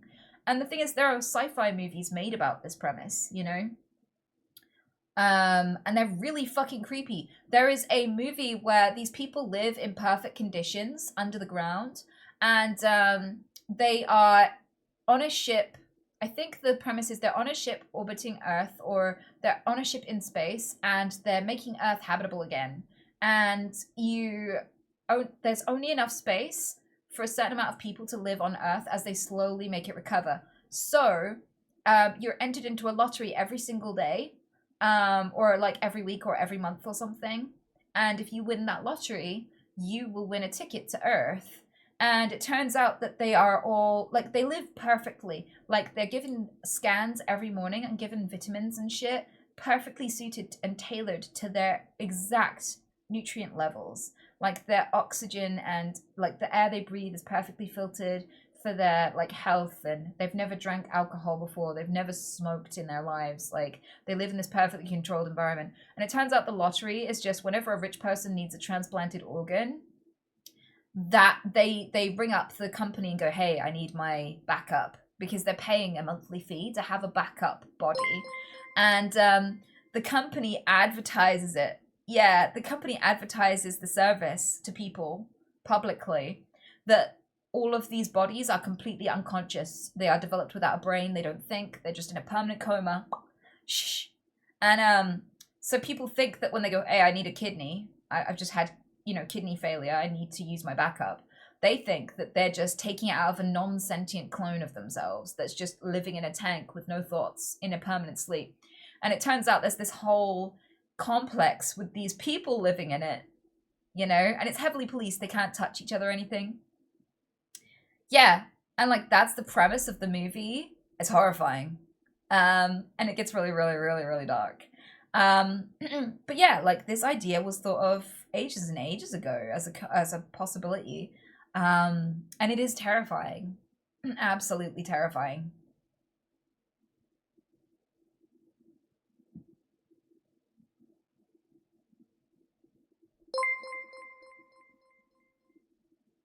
What did the big birthday candle say to the small birthday candle? / I'm not old, I'm just a bit more lit. Cheers to your special day. Thanks, Severin. I think.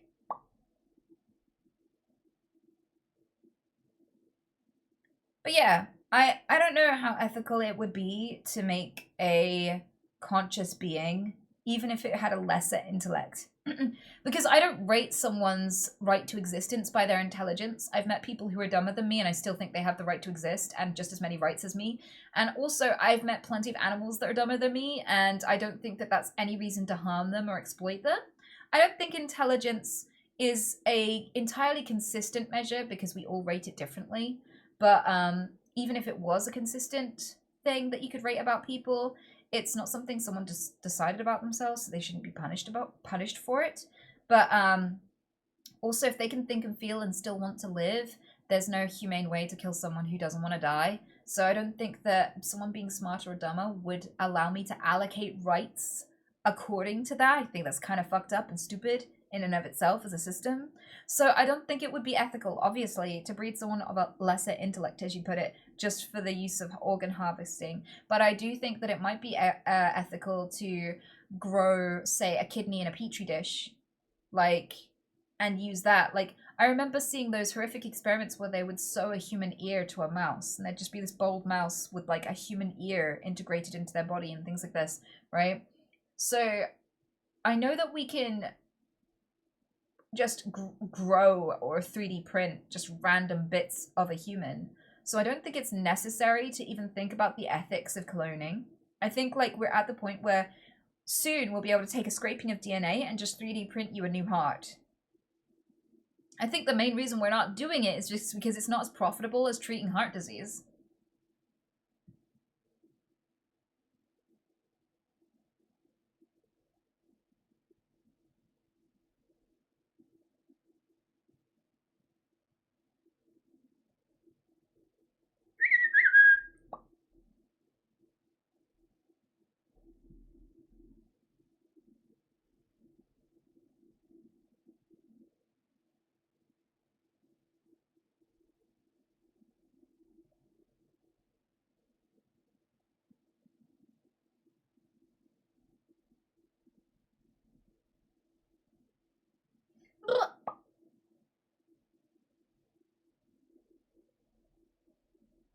I think I remember an episode of Star Trek actually where Geordi, who is blind and he uses a visor to see, and his visor allows him to see on different light spectrums, and he can flip between them, including just seeing heat vision and things like this.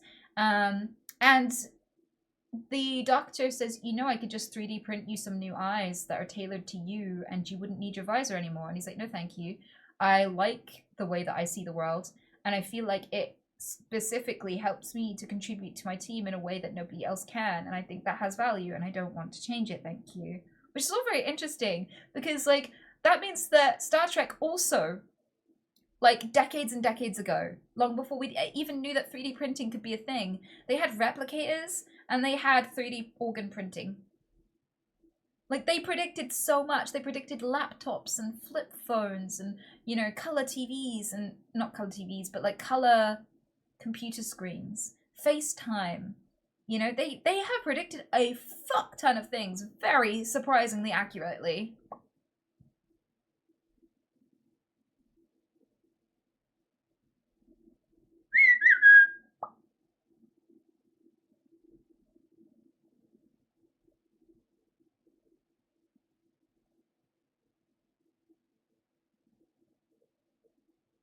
They predicted deepfakes? Yes, they did. I don't think Geordie was the one who deepfaked. I don't remember there being a deepfake Geordie episode. I remember there being an episode where, in Deep Space Nine, where the Ferengi guy, the Ferengi bartender, wanted to sell a deepfake in the simulator of his coworker to a random man who had a crush on his coworker. I think her name was like Naya or Nala or something. She was like the lady who always wore the red jumpsuit. Yeah, that was a deepfake episode, so they did predict deepfakes. They also predicted people developing unhealthy relationships with simulated relationships. Like, you know how there's like that whole thing of like people in Japan marrying their girlfriend on their Nintendo DS game. Like, they'll have a game where you date people, and they'll literally take their Nintendo DS down the aisle and officially get married to like their game characters and stuff. Well, there was an episode in Star Trek where they predicted that too, because there's the commander. Who's the lady commander with the bouncy hair? You know, that I like your hair. Bouncy hairstyle. Like the little... What was her name? She was like a Captain... Janeway! Yes, Janeway. So Janeway fell in love with... So they have like this holodeck where you can go onto the holodeck and it simulates things. And it's a real experience. Like, you taste the food, you feel... Like, you can walk for hours and hours through the rainforest even though you're only walking the same few feet. Like, it's designed to simulate any experience you want, anywhere in the world, anything you want. People would use it to simulate moments in history and all this sort of stuff. Like, there's an episode where they become the merry men from Robin Hood and stuff like this. And Janeway simulates a boyfriend, a handsome one that she, like, really enjoys spending time with on the evenings to blow off steam because she's not in a relationship and she's getting a bit lonely. And she goes and she falls in love with the guy, but she's, like, tweaking him a bit. And she's like, computer, remove stubble. Actually, I preferred the stubble. Re-add stubble. Make the stubble salt and pepper, grey and black. Thank you. Perfect. And she started to realize that, like, being able to adjust him was kind of messing with her a bit and her relationship with him. So she was like, computer, like, prevent all commands, adjustment commands. And, like, these sorts of things. And she became a bit obsessed with that relationship. There's also one where 7 of 9 was secretly simulating a relationship with her co-worker Chakotay, and she would go to the holodeck and, you know, have sex with him and romance him and date him and play piano for him and stuff. And in her mind, she'd been in like a multi-year relationship with this dude. He barely fucking knows her. And like all of the ethics of her, like, essentially deep faking a relationship. Yeah. And like, how is that might not be okay? What the fuck? Especially if Chakotay's in a relationship himself?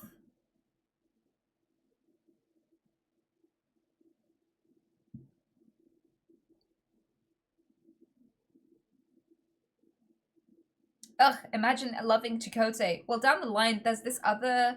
Like, there's an ensign. He has, like, a little orange thing. I can't remember his name, though. But she's crawling an event once, and she's like, you know, I haven't had sex yet. We could have sex if you like. And he's like, no? And she's like, okay. Like, she's just, like, really wildly socially inappropriate at first. So the first person she came on to was that guy, but I can't remember his name. Ensign Kim! Thank you. I'm so glad there are Trekkie nerds. And, like, I just knew that that whole part... I was young when that episode came out. Really, I was a kid, and I already knew they made that episode because there were so many Kumas who would absolutely dream of being with 7 of 9. Oh my god. People were obsessed with 7 of 9. And I feel like the people who cast her knew that people would be obsessed with her because the outfit they gave her... Like, in what world would that be a uniform on a spaceship? Come on, right? But, like, they just knew that there'd be so many Kumars who would, like, become obsessed with that moment and reimagine it as if she'd offered to have sex with them, and then they could say emphatically yes, and then they'd just, like, start making out while crawling around in the air vent.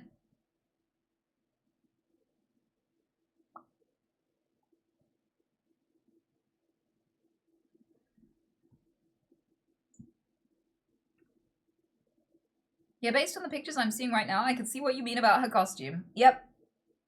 There's a reason why. Like, Star Trek has always been incredibly gender progressive. There was an episode where you walk casually down through the hallways of the spaceship, and there's a man wearing a mini skirt with his uniform, a black mini skirt, because you can wear trousers or skirts. And there's just like a Troy McClure kind of character. What was his name in Brannigan? Zap Brannigan. He was looking like Zap Brannigan walking down and no one batted an eye. Like, they kind of really subtly made out in the background that, like, nobody cares. Like, gender's not like this rigid thing people have to conform to anymore. It's not like this hugely big deal anymore. People can wear what they want, right? And with that, there was a lot of progressive ideas about gender that have always been in Star Trek. Like, I think there was a character who had to change their sex to the opposite at some point. Like, if they fall in love and they mate or something, then they change to the opposite sex permanently after their first mating or something like that. And it's like a known thing in their planet, and it's just like normalized. And they fell in love with a human and they changed, and then like their partner didn't love them anymore and was like, whoa, I didn't know this was gonna happen. And they're like, of course it's gonna happen. What do you mean? And they're like, no, what? Never mind. And they're like, but I changed permanently for you. What do you mean, never mind?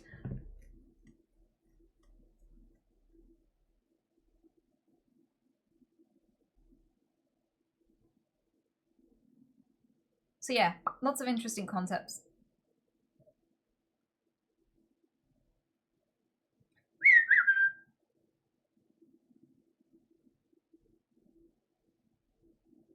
I mean this in the nicest way. I'm new here and didn't hear her tick in the last 5 minutes. Maybe I thought it was more common, but is she better at controlling them now?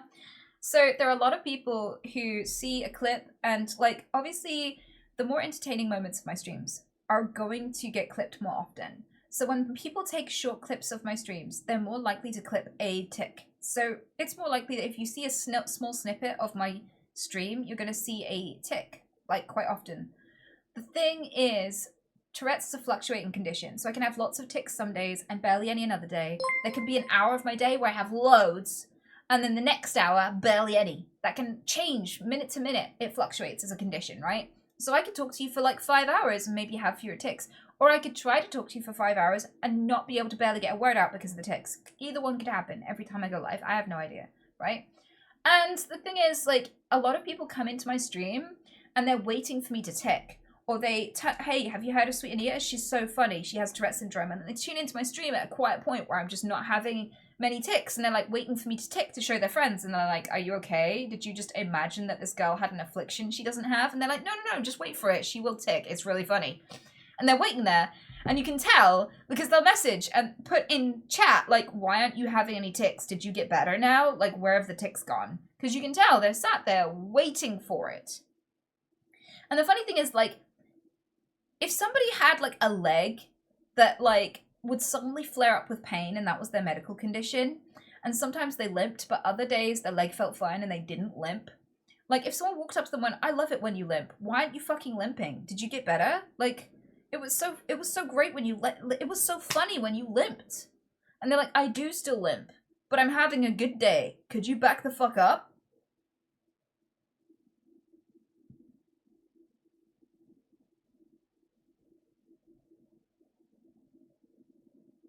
Are tics related to your stress levels? They're related to any form of high emotion, to be honest with you. I don't think it's just linked to fear or anger, and some emotions do actually reduce tics. Because Tourette's is a dopamine-related disorder, so people with Tourette syndrome overproduce dopamine and serotonin by a wide margin. And this means that emotions that reduce dopamine and serotonin are, for me at least, less likely to cause tics. In fact, the most quiet periods of my life where I've had barely any Tourette's tics for like ages have been while I've been depressed.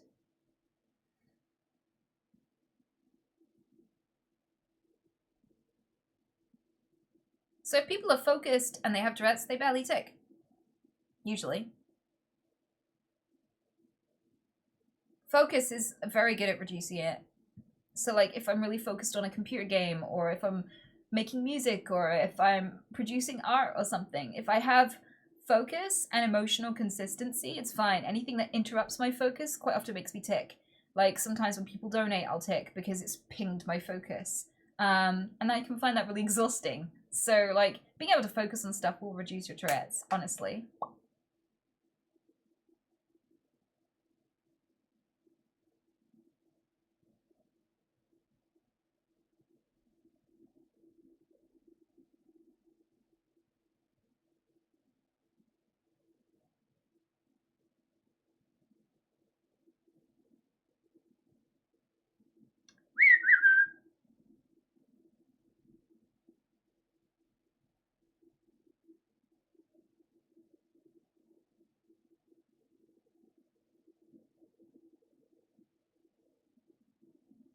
Happy birthday. Thank you, non-empty. I appreciate it.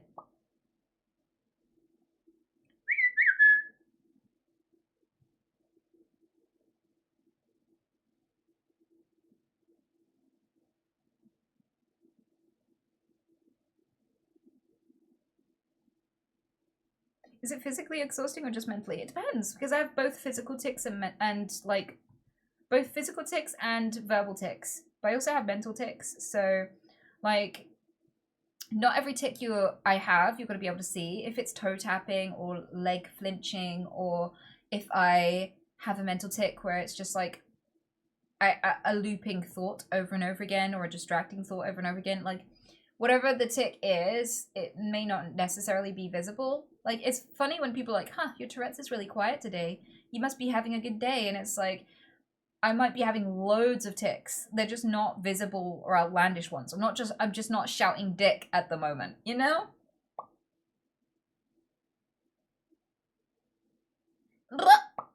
So, is it physically exhausting? Yes, it costs extra calories. Like, we burn a few hundred extra calories a day above a usual person. But also it is mentally exhausting. It's distracting. Trying not to tick so you can focus on things is like having to juggle all day, every day. You have to go to the shops, but you need to carry your juggling balls and you need to hold all of them up whilst you're at the shops, and you need to keep juggling when you go to the toilet, and you need to keep juggling when you're getting ready for bed, and sometimes you need to keep juggling when you're sleeping. And like, it's so exhausting, and at some point you're gonna drop the ball. And I kind of feel like that is permanently distracting at all fucking times, let alone the distraction of it being dangerous because you're shouting and making obscene gestures at people and sometimes punching them. So like, you are never safe. Your mind is always distracted, but you're supposed to learn at the same rate as everyone and function the same as everyone else. Like, ah!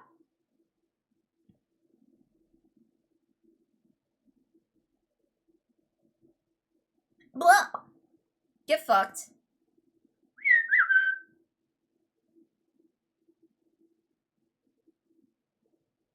Blah! Whoop!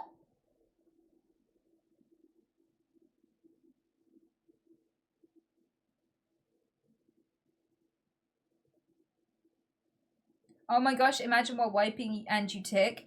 I could imagine a lot of different ways that would be a problem, but for some reason I find pooping so unpleasant that I'm very focused on the activity itself.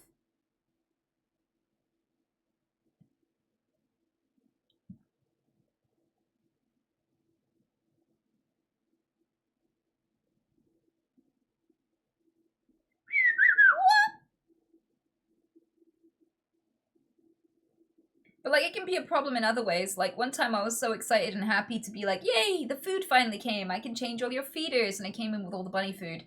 And I just chucked it at the ceiling and it just rained bunny food. And they were all scrabbling to eat as much of it as they could. And I was like, fuck. Fuck. Fuck. Like, because it was an entire bag that I'd been waiting for days.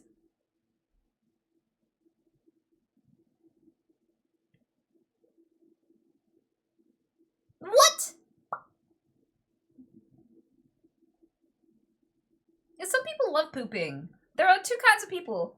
The kinds of people who are like, I just took a good shit. Like, the kind of people who are so proud of their poops that they can, like, take pictures of them and send them to their mates. Be like, look, all the way down the toilet bowl, unbroken. Look at that sheer log. Look at the size of that thing. And there are the other kinds of people who are like, I need a distraction. I cannot focus on what's happening. It's too traumatic. Oh my god. And if they don't bring their phone, they have to sit there and read the shampoo bottle just to have something to not pay attention to what's happening. I am the second kind of person. What? What? I feel lighter after pooping is incredible. To feel lighter after pooping is incredible. Maybe. I don't know. Like, I don't even have bad poops. I have really good poops because I'm vegan. So, like, I get plenty of fiber. But, like, that... I still hate it. I still fucking hate it. In every way, I hate it. Like, if I could just opt out, if there was a way to opt out and it not kill you or cause you any discomfort or problems, like, if you could just, if the world was a simulation and you could just like, opt out of butthole. Like, I would opt out. Because fuck that. But only if you still got to eat. It just disappeared, you know? Like, I will endure the necessity of pooping if it's the only way to have the food.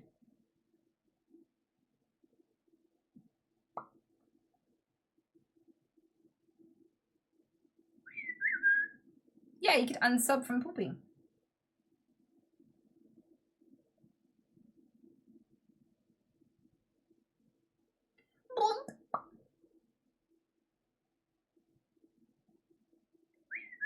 Would you rather puke your poop like an owl? Well, I already puke several times a day. But no, there are humans who do puke their poop because bowel obstructions and long-term conditions can cause you to vomit fecal matter. And those people are living in hell. Like, I've listened to people talk about that experience and it is genuinely horrifying. Yeah, you can look that up if you're feeling brave. There are people who vomit fecal matter.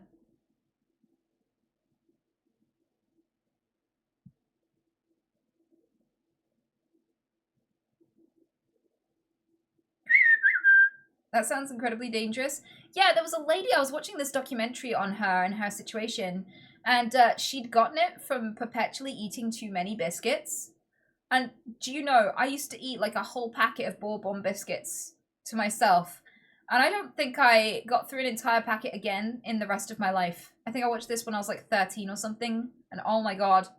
Because she was constantly eating small amounts of food, and they were all non-fiber kinds of food that turned into a kind of cement in her body, which her body was no longer able to process. So because her stools could not make it through her intestines and out of her body, it just went back up and she was vomiting poop.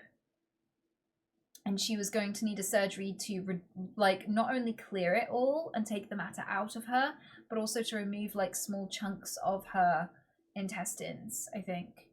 So, yeah, like, really pay attention to your diet.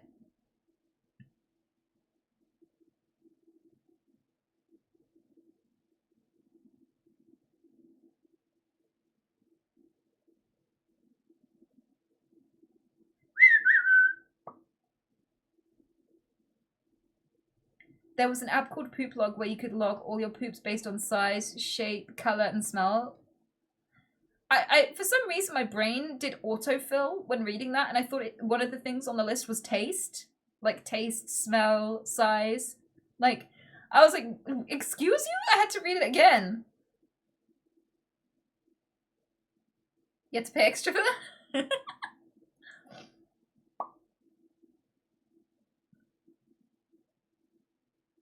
But notably not weight. Are you fucking kidding me?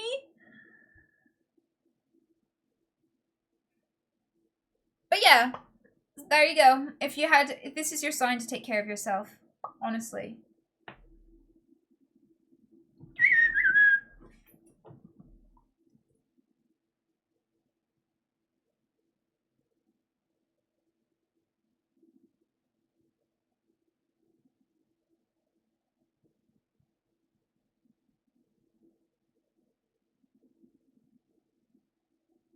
We appreciate learning about fecal vomiting today, thank you. You also learned that vegans invented white people, so you're welcome.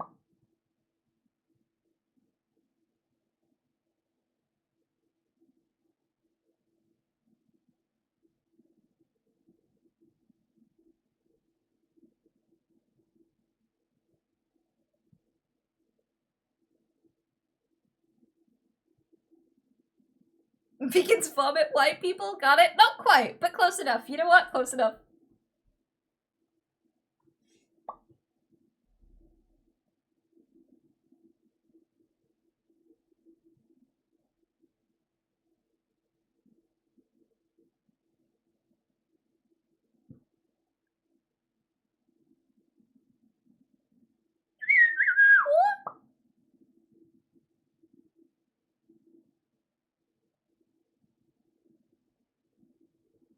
It's just really interesting to me that we're a species that have existed for like hundreds of thousands of years.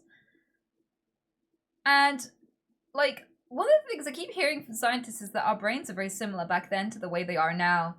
And it's just crazy to me that it took this long for us to develop certain kinds of technology. But on the advent of, like, some small discoveries, like, it just catapulted, like, our technological arc really sharply upwards. I'm so scared that we've gotten to this point before in history and that none of the parts of it survived. Like, there's that whole flood myth that everywhere in the planet talks about where, like, and then the great flood came, like, and it washed away humanity. And it's like, I'm low-key worried that, like, if we had another ice age and the waters receded, we might come across, like, ancient coastlines and ancient ruins. Although, to be quite honest with you, skyscrapers will only last like 5,000 years tops. They would not last 10,000 years, even if they weren't at the bottom of the ocean. So if they were, they'd be completely gone. Like, one of the issues with the idea that if we ever got to this level of technological progress, like 100,000 years ago, for example, there'd be no way for us to know. None. And it would create a great big reset. Because I don't know how to build a computer, I know how to use them.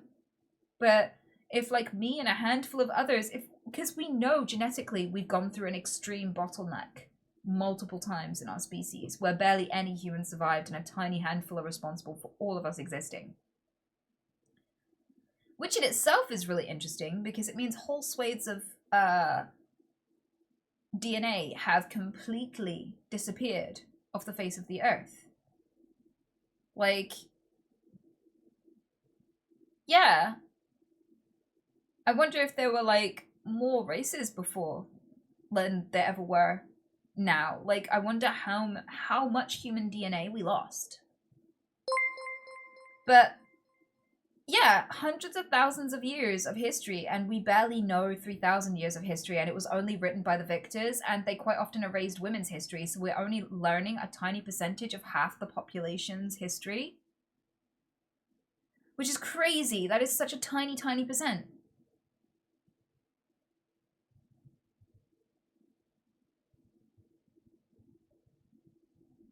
Also, I learned that people who have an overactive immune system, here's another thing. If you have an overactive immune system, so like an autoimmune disorder, this might be like fibromyalgia, or you might have allergies, you might have asthma, these sorts of things. Apparently, some allergies and autoimmune diseases are a mutation that people had to survive the plague. So we have more allergies now than we did pre-plague, like the big black plague, because the black plague wiped out more of the people who didn't have that gene. So the autoimmune disease gene is so prolific in humans now, specifically because of that event. If the plague hadn't happened, so many people would be way healthier right now. Yeah, so like the gene that's destroying my life right now totally saved one of my ancestors. Like, I exist because of this gene, and I suffer because of this gene. And I will probably cease to exist because of this gene too. So, like, what a fucking head fuck.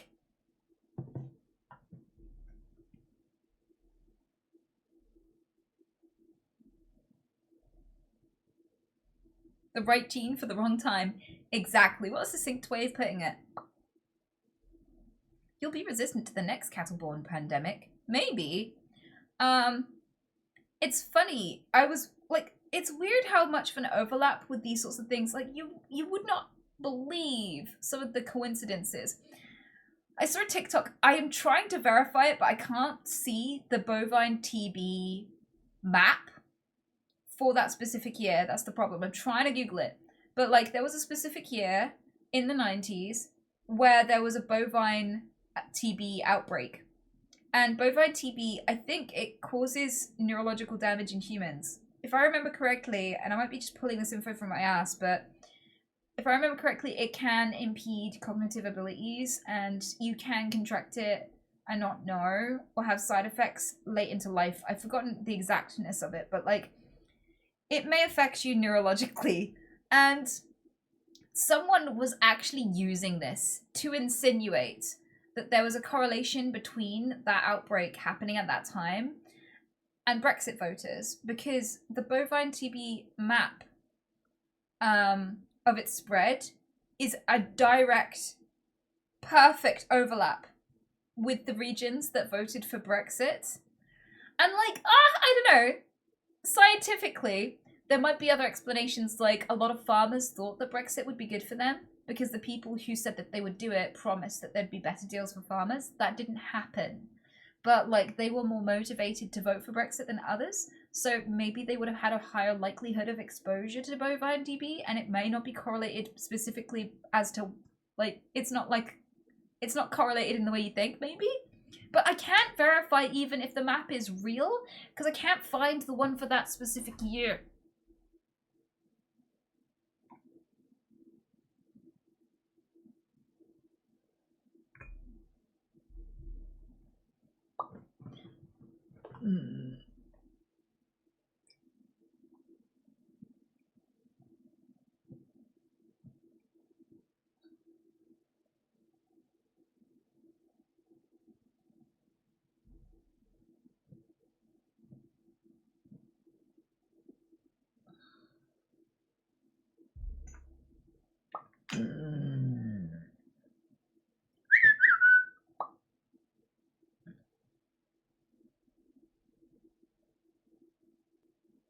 Go ahead and run the donuts.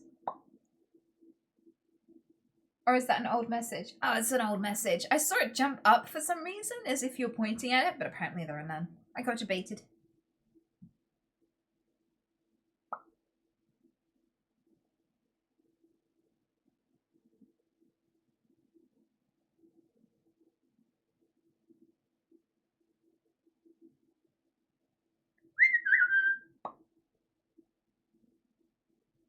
Farmers are nice, down-to-earth people whose biggest flaw is believing others are as well.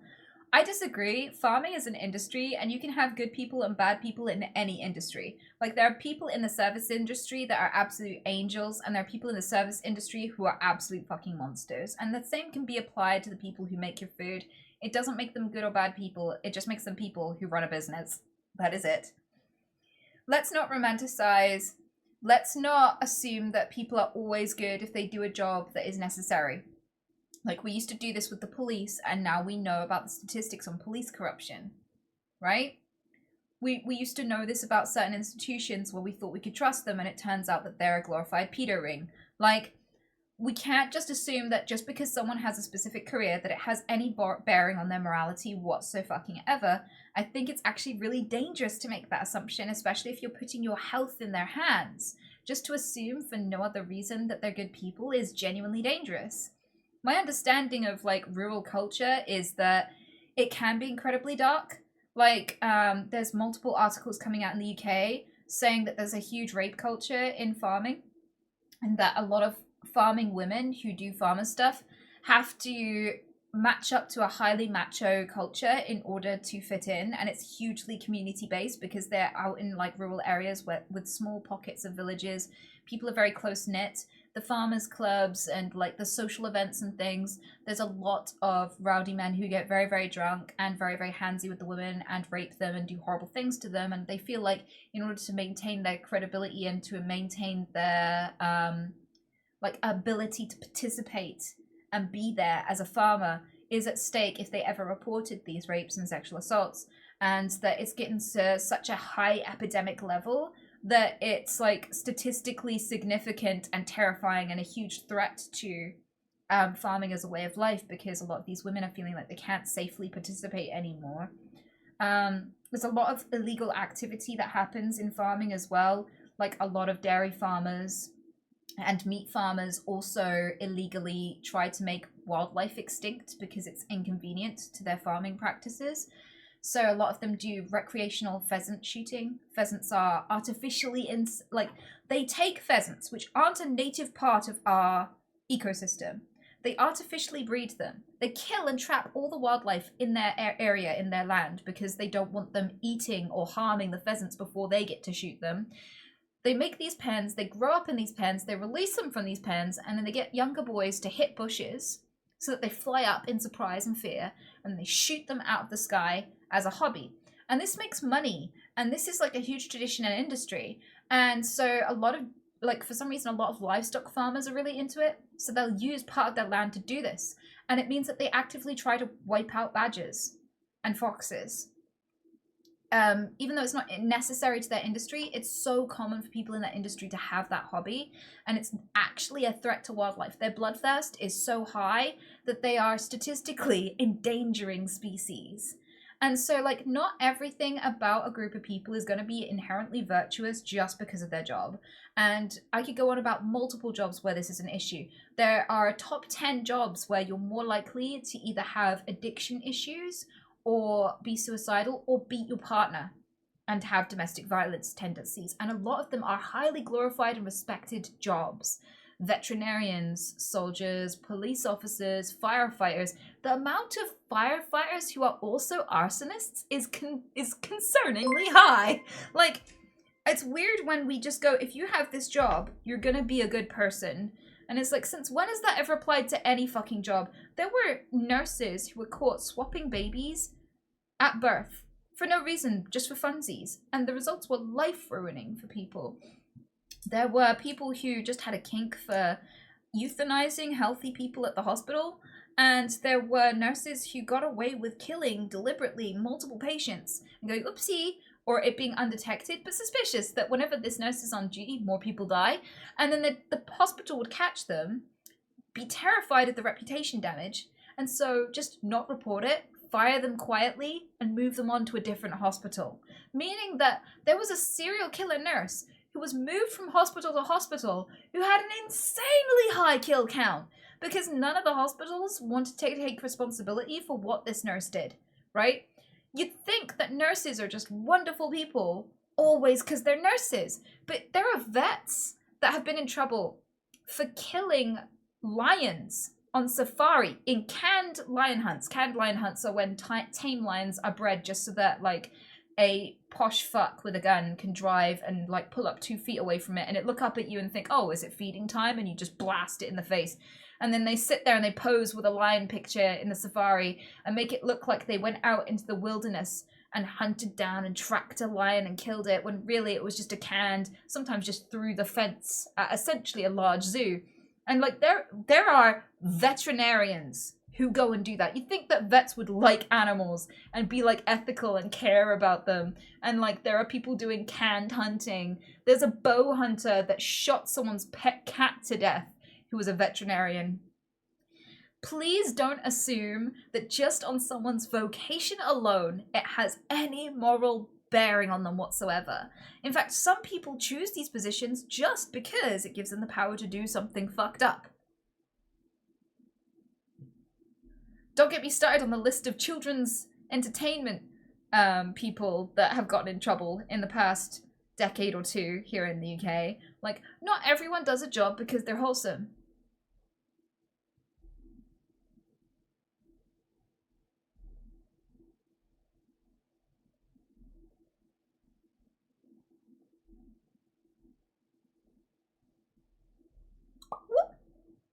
How's Anya's abscess? Is the meds working? The meds are not working. It's really annoying me. I'm really concerned for her because it's quite a wide bump now. And I'm just like, I don't want to leave it so long that, like, it becomes a threat to her life. So I think I might message them tomorrow and be like, I swear the abscess is getting bigger. Like, I don't want to wait out the course of antibiotics. Like, I am concerned that if we let this get too big, it could cause bone damage, or, you know, it could burst and do more damage inside her. So can we just do the next steps? It's always scary to give bunnies anesthetic to scan them, which you have to, because if you try to do it conscious, it won't work. So they have to put them to sleep to, like, you know, just knock them out, not kill them, to scan them. And bunnies have different metabolism, so it's riskier to do that. They can quite often not wake up again. But I feel like we've got to measure up. Like, she has tiny little fragile bones in her jaw. If something swells under here, I'm worried about it causing, like, the kind of bone damage that would cause permanent disability for her. I feel like I should check in again. Is it true bunnies mate for life, theoretically? My honest response to that is some bunnies can be sluts too. and there's nothing wrong with that.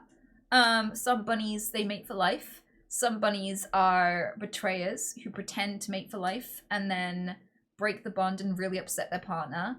There are others that are just completely asexual and not interested in anyone. Pete is asexual. He doesn't like any other bunnies. He doesn't have any mating tendencies whatsoever. He doesn't hump things. Some bunnies, when they live alone, they hump things. He doesn't even hump anything. Like, he is completely asexual. Yeah, I feel like they do have diversity.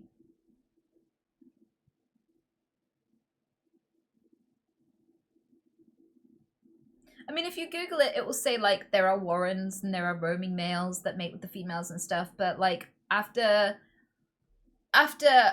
taking care of bunnies literally since I was 4, so I guess for exactly 30 years, I've taken care of bunnies, and maybe even longer than that, to be honest with you. And I've not been able to document consistent mating behavior in rabbits. They have different approaches depending on their personality. They are individuals who have individual sexualities. Some bunnies are gay, some bunnies are straight, some bunnies are bi, some bunnies are monogamous, some bunnies only like casual, some bunnies want no sex at all. They are just as sexually diverse as us.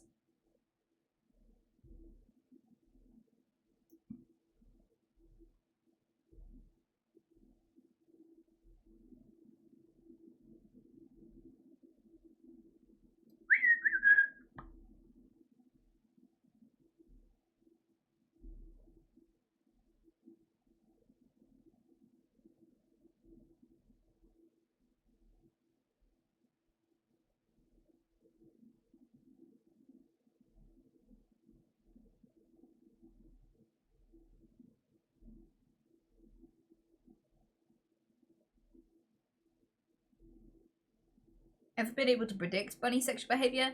Not really. You just kind of sit back and see what happens with them. Like, my mom had a bunny for ages that used to hump her feet and used to chase her around and, like, aggressively hump her feet.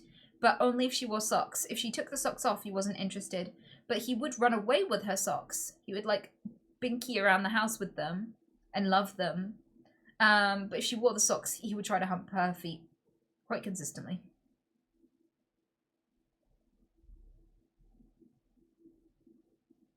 Thanks, Falstaff. That's incredibly sweet.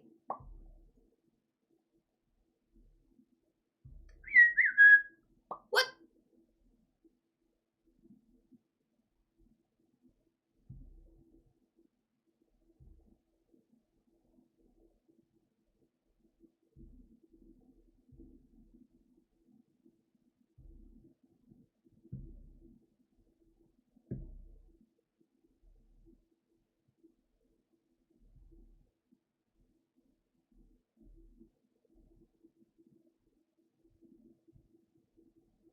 Bunnies are pretty good too. Everyone always brings that up, the bunnies taste, how bunnies taste. I kind of feel like it's usually a sign that somebody is socially undeveloped because it's an awkward comment. No one finds it funny. Usually people just skim over it and ignore it. It's designed to make the person they're talking to uncomfortable. Like, if someone is passionate about something and you immediately go, oh, I love destroying that. Like, no one's gonna like you in the room. And I don't know who you expect to laugh, but none of them are laughing. And so you just look incredibly socially awkward because you obviously didn't think through that statement before you said it. Like, the only result that could happen is everyone in the room dislikes you more. Even if there are other people who also eat rabbit, like, you picking on someone and going, oh, you like this thing? I love destroying it. Still makes you look like an absolute cockwomble.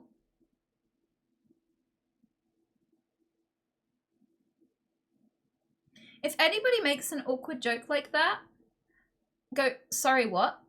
And get them to repeat it. And then go, what? And if they repeat it again, just go, I don't get it. What's funny about that? Could you explain? And they get really, really sheepish. Because then they have to go, it's funny because you love bunnies and I love killing them, you know? But they don't get that far, you know? Just, yeah, if someone makes a depreciating joke about something you're passionate about, could be anything, you know? Like, just say, sorry, what?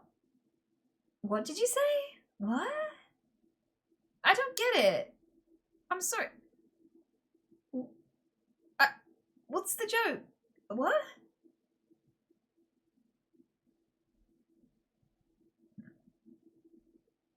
Redirected discomfort. Yeah, because if they have to rephrase the fact that being intentionally cruel to you, they have to actively describe. It's funny because you know they get sheepish about it because there's no way to reont it. The joke was the only way to socially accept to put it in a socially accepted way. Like the jab only works if you laugh at the end. If no one laughs, then you have to explain, you know, that you're being malicious, essentially. It really works well.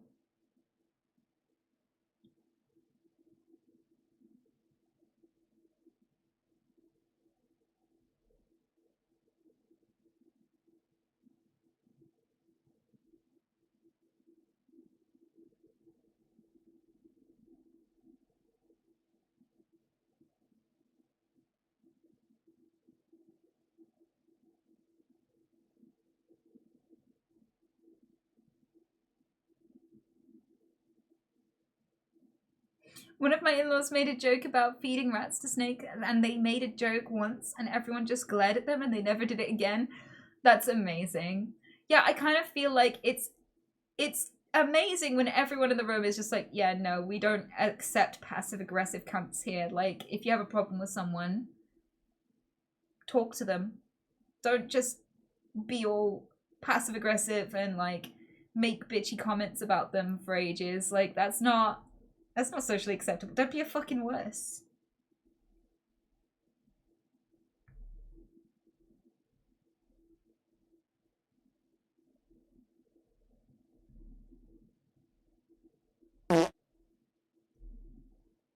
Thanks for that. I forgot that was an alert.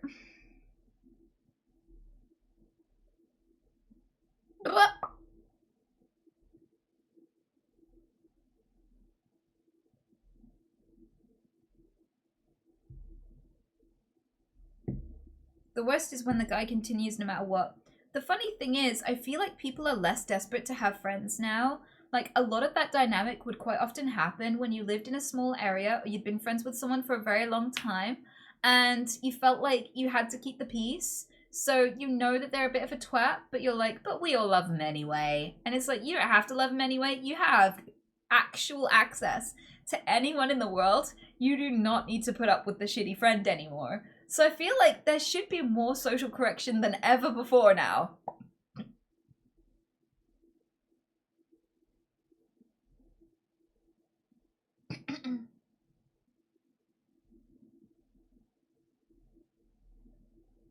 Anita is 24 years old, by the way.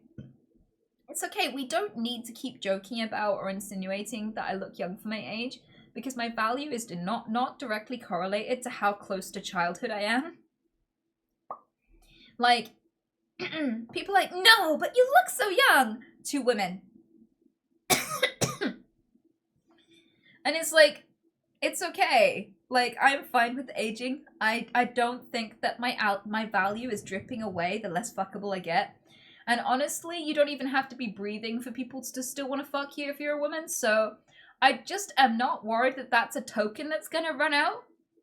Like, there is gilf porn now. Like, if I was scared of losing male attention, gilf porn would have cured me of that. I'd be like, oh, no, it never ends.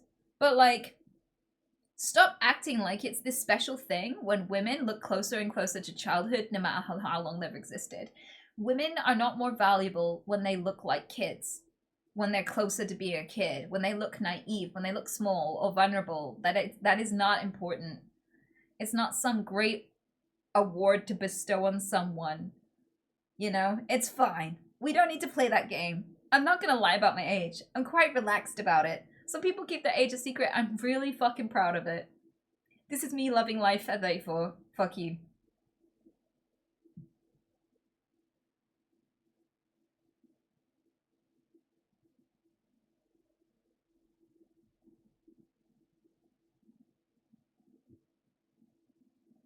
Blah.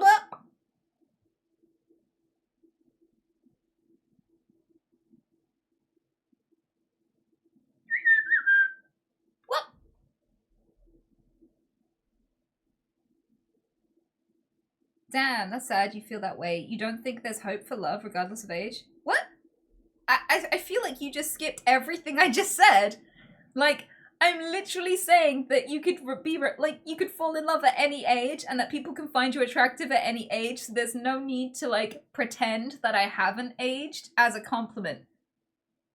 Like, I literally just said the opposite of what you just heard.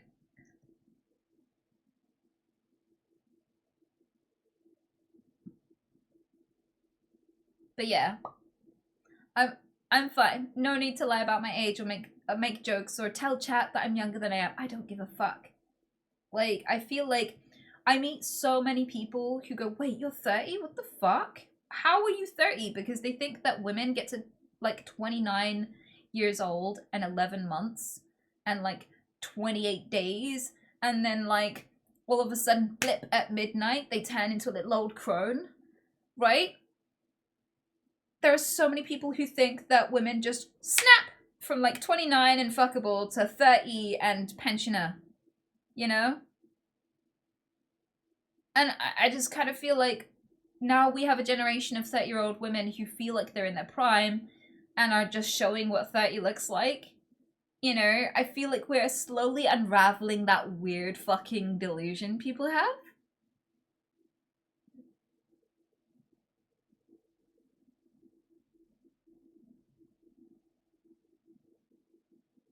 What? What? Yes!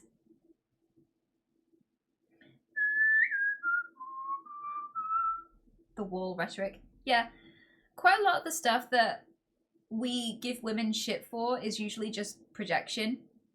Like, women, like I said, women don't have to be alive to still be desired by men, right? To the point where we've lost most ancient Egyptian history because we had to guard and deliberately let women's bodies decay enough for them to not be usable in that way before we could send them to the embalmers to be mummified. So they had to be partially rotten before they could be put in the ground. Otherwise, they might get violated. And, like, this has been going on for so long. And then people are like, you better get married young or you'll hit the wall and no one will want you and you'll die alone. But, like, the weirdest part about that is that it's more often that men, statistically, age to 30 or 40 and end up incredibly lonely with small social groups, with fewer friends, less able to communicate their emotions, fewer dating opportunities, struggling with loneliness than women. Like, on average, because women are allowed to communicate and express themselves in our society more, they're more likely to be able to build a community and have more friendships and have a bigger network of people that love them and care for them and they have contact with, and they also have more romantic opportunities and they have a broader amount of people pursuing them. So, like, I feel like the wall is projection. I feel like if a wall exists, it exists more for men than it does for women in this society. That men are more at risk of being single till 30 and then struggling to find a partner. And even for them, it's still very, very possible to find a partner. It's still very, very possible to find love at 50 or 60 or 90, no matter what your gender. But, like, as a society, if anyone has a risk for hitting a wall, it's men. They have a higher risk factor than women.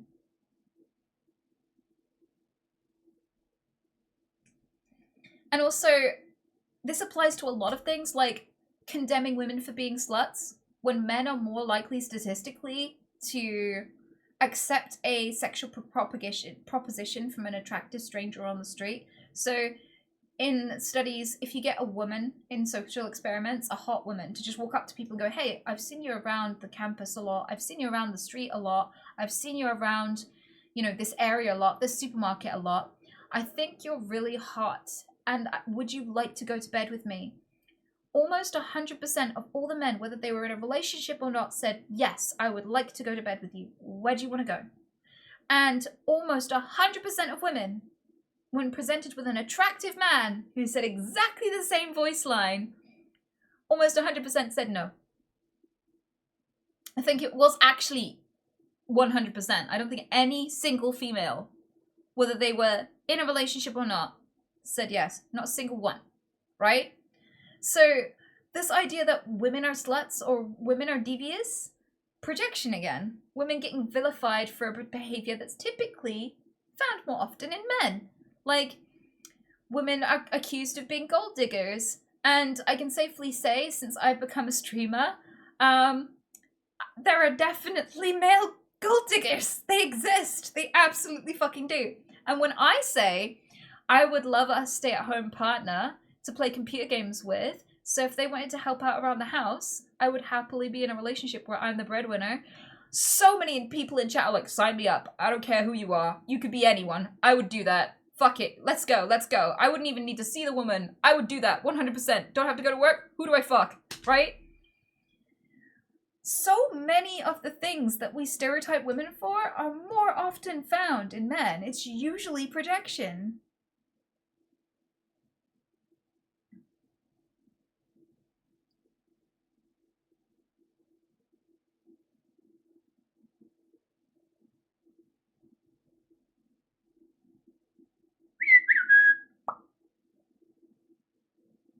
So yeah, if some guy comes to me and says, why are you streaming? Because I've seen this title before. Why are you streaming? You should be at home, taking care of a family, starting a family with a man before all your beauty runs out and nobody wants you. And I'm thinking to myself, should I be worried about that or should you? She's not going to be winning over anyone with a personality like that. But, like, should I be worrying about that or should you? Like, why? I'm not worried about that at all, for a start, because I don't want kids, but also, if I have a love of my life, if I have someone I'm really compatible with, it shouldn't matter whether I meet them when I'm 30, or 20, or 18, or 50. Like, and if they would have only liked me and loved me and been attracted to me if I was 20 when I met them, they don't love me. So why would I wait and get with someone for like 10 years and find out that, you know, I don't look 20 anymore? Surprise, surprise. How am I going to keep them then? Exactly. So if I'm not worried about when I meet someone, if I meet someone, because if they're the right person, we'll fall in love no matter what age we meet. Hey girl, thank you so much for the gifties. I hope you had a good day. Facts. Yes. So it's like a really weird proposition. It's like, well, thank fuck I didn't start a family in my 20s then, in case people only valued my youth. At least now I know that if anybody loves me and wants to spend their life with me, that it's not about my age. I think that's like a pretty big one to rule out, don't you? With how you said your mom isn't aging, there's zero chance of your looks running out. Well, genetics is different. And we live different lifestyles and we eat different diets. You never know. I might look like an old crone next year. To be honest, I wouldn't care. To be honest, I'd wear much sluttier clothes if I suddenly became unattractive to men, because I feel like a big part of what holds back my creativity in wearing clothes is that I have to deal with people thinking it's an invitation. Like, if I never had to be perceived by a creep again, I would wear way more insane clothing. I'd wear way cooler clothes, you know? Like, those people really ruin it for everybody, because, like, there could be women walking around right now in their lingerie, just out in public, looking amazing, but we have creeps, so obviously they can't. Because there are people who just love wearing that shit. They'd wear it anywhere if they had the chance, but they don't.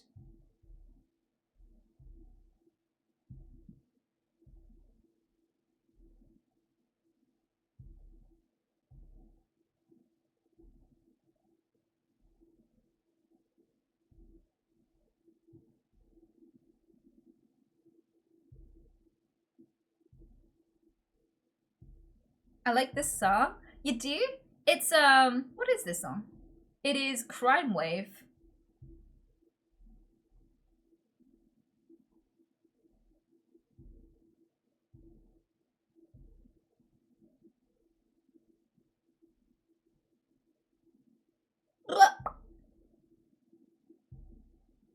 The gym girls with them yoga pants. I'm like, be strong, brother.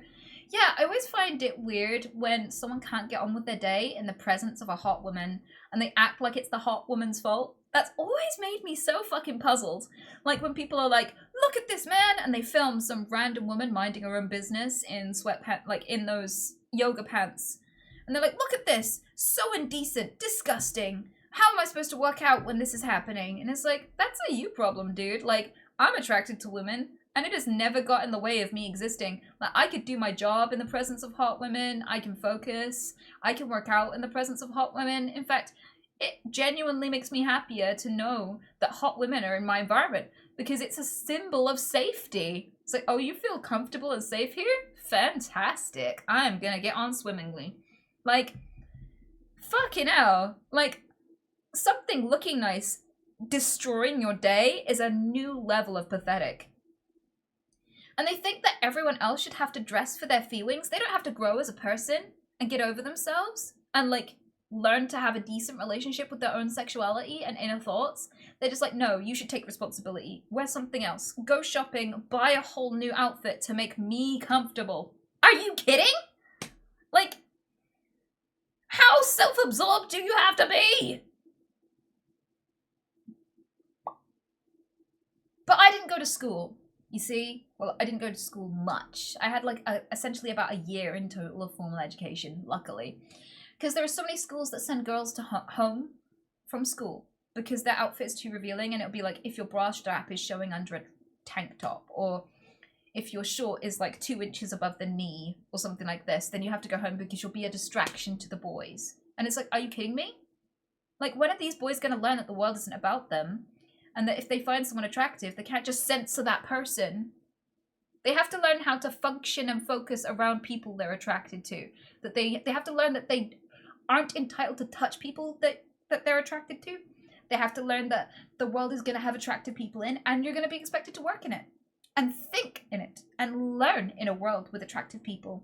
If you teach them at school that we'll just remove and cover up the ones that you're attracted to, don't worry about that, and your precious education will be preserved. Don't mind her education. That bitch is going home. Stupid slut. But as long as you don't get distracted, I swear that's where this is born.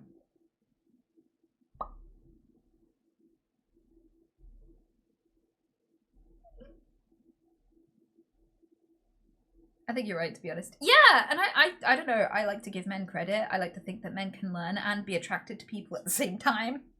I like to think that people can function and be like, hey, that person's hot, and carry on with their day. I think people have the mental fortitude on average. But there are some people who don't, and they've deluded themselves into thinking everyone else is like them. You know who I have never seen complain about gym outfits? Never. Lesbians. They're attracted to women too. And not once have I ever seen, like, a lesbian post a picture that they took unconsensually of a random woman minding her business, working out, and go, how am I supposed to work out in these conditions? Are you kidding me?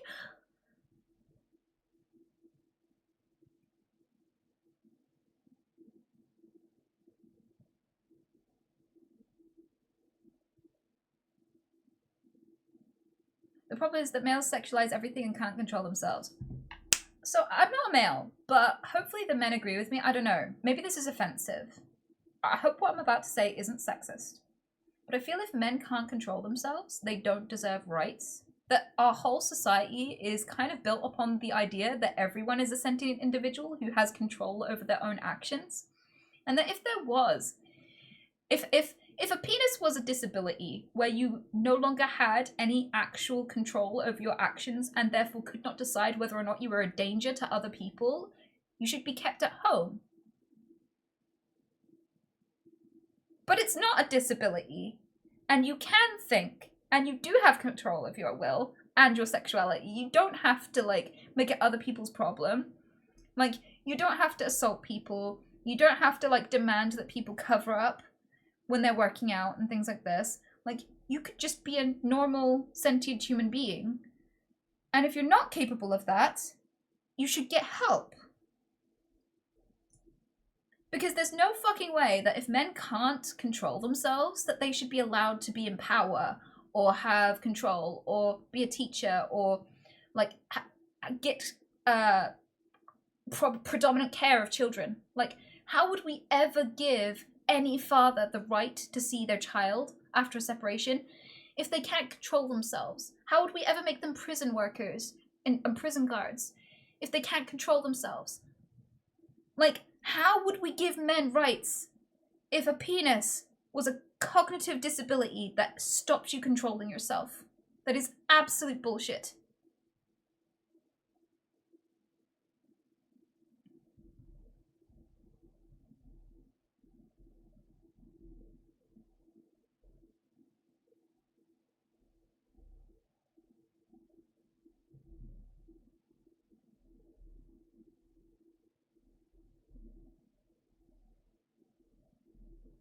As a man, I hate other men who make us out to be uncontrollable beasts. It's so disrespectful to the vast majority of men. I agree! I so agree! I think it's a compliment that I hold you to the standard that you're just not constantly trying to rape everyone.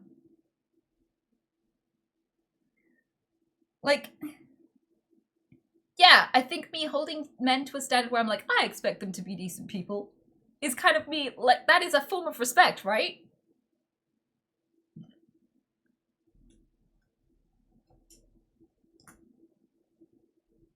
Yeah, you're the one respecting men. Yeah, by holding them to a standard. I have every reason to believe that you can control yourself. I feel like having that standard is the baseline, and anything else is sexism.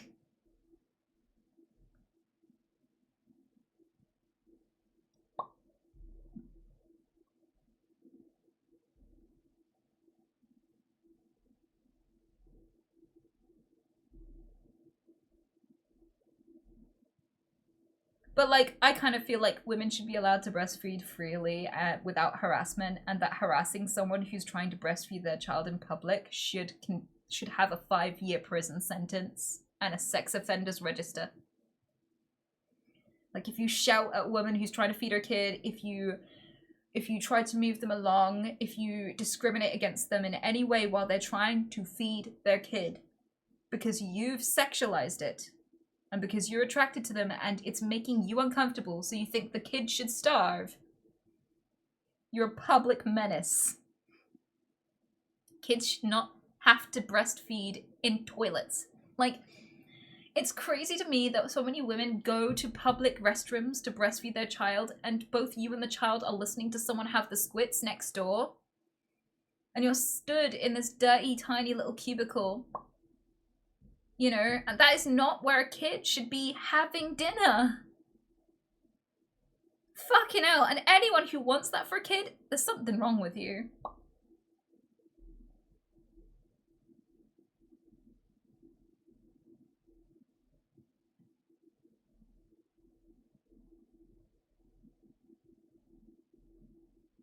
Five years is a bit much, but fine, maybe. Nah, I just kind of wish that they didn't have access to people if they're just gonna make their existence a problem for everyone. If they make the world a worse place, could they be somewhere else, please? Fucking hell.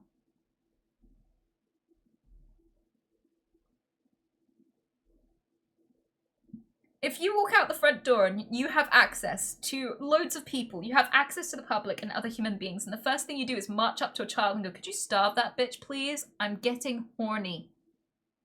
Like, why should you have access to people? What the fuck?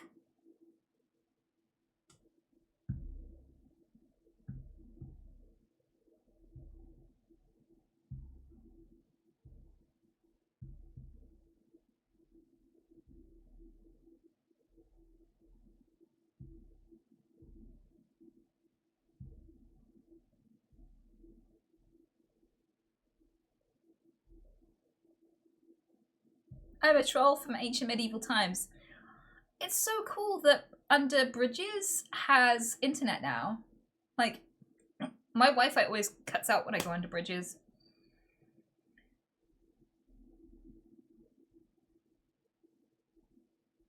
The wonders of technology. So do you think men should be imprisoned for having an opinion? Absolutely not. I feel like having an opinion is very different from harassment, though, and a lot of people don't know the difference. Like, me going, I'm not attracted to that person, in my head, is an opinion. But me walking up to someone and tapping them on the shoulder and going, I think you're ugly. I'm not attracted to you. I would never date you in 1,000 years, and I just wanted you specifically to fucking know that. That's when it becomes abusive. You're unnecessarily just, like, ripping into someone for no reason. Right? The minute that your opinion becomes harassment, it should be dealt with, and there should be consequences. Right? So, like, if you're disgusted with body hair and you just don't date people with body hair, that's an opinion. If you walk up to people with body hair and throw a razor in their face and be like, fucking shave, bitch, that's disgusting. Or like you go and find people on the internet with hairy armpits and go, I can't fap to this. This is unattractive. Why are you doing this? You failed me. That's harassment. So like, I don't think that men should be imprisoned for their opinion, but I do think that they should have consequences for harassment, just like everybody else. So like, if you try to make the world a worse place for some arbitrary reason, you have the freedom of speech and the freedom to express your opinion, but not the freedom from the social consequences of doing so. So if people get mad at you and dislike you because you were an ass to them, that is the natural progression of being a cunt. That is not you being punished for your free speech. It's not us cracking down on your right to say what you want. It's just that everyone has the right to feel how they want about what you just said. That is also free speech. It works both ways.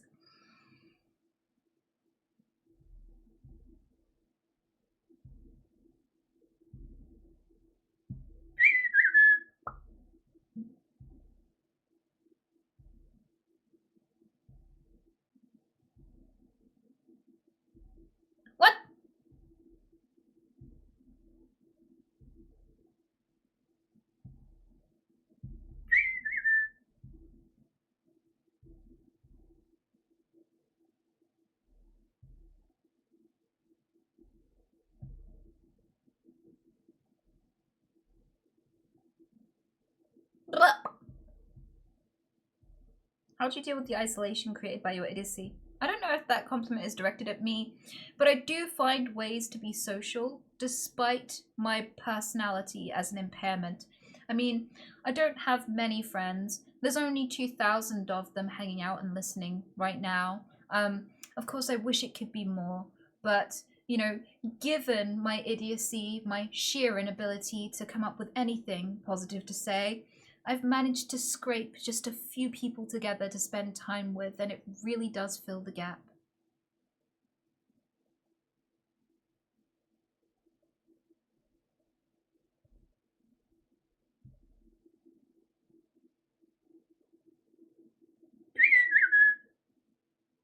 What?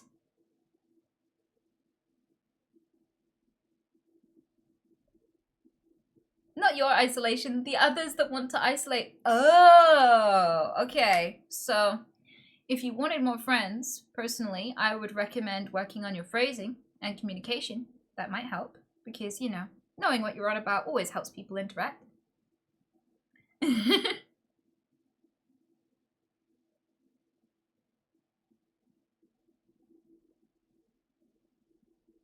To people, you'll find a friend. Yes!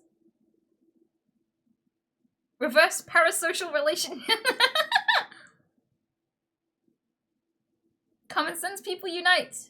I don't know if there is such a thing as common sense, though. Like, I'm starting to think that common sense might be a myth.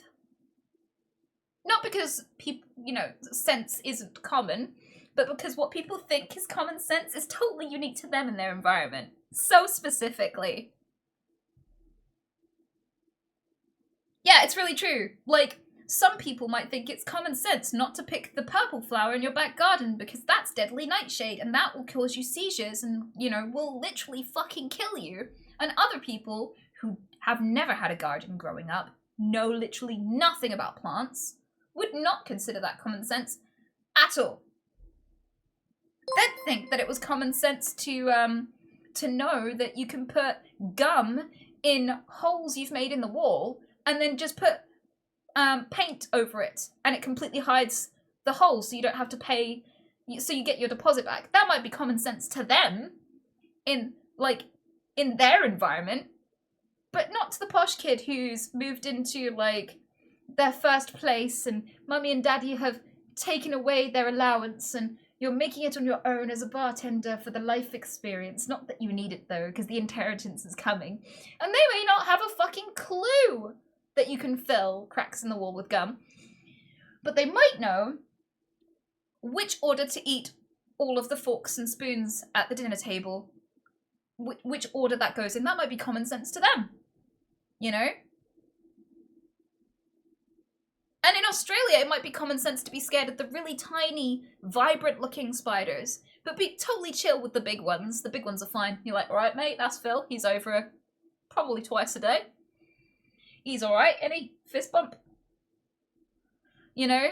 Whereas someone who's not from Australia might think that the tiny little spiders are cute and the enormous ones are fucking terrifying and go running. You know?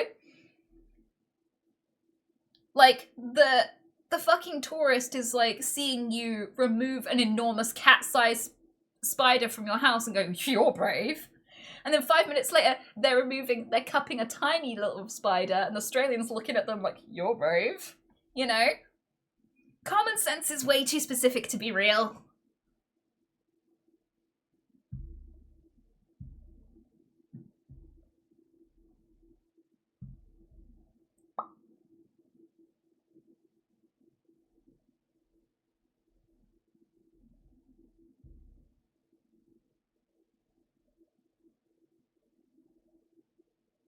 How do you make friends with people who don't want to sleep with you? I find that gaming is really good for that, because you can hang out with someone for years without them ever seeing your face. But if that doesn't work, try people who are attracted to the opposite gender to the one that you are. Like, I had that problem for a while, so I started playing Overwatch with a bunch of queens. And we were fabulous. We were amazing. We slayed. You know?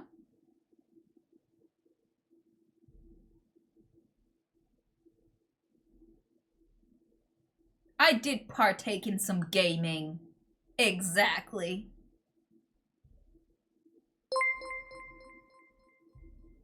Yeah, I don't know. I didn't think I'd be asked a question today where the answer would be, may I suggest homosexuals? But here we are. You have been prescribed your solution.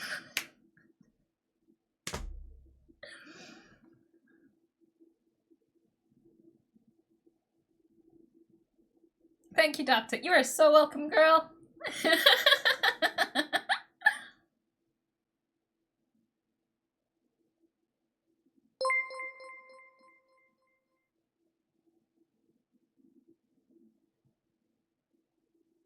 E. Holtman, thank you so much for the 25-month. I appreciate it.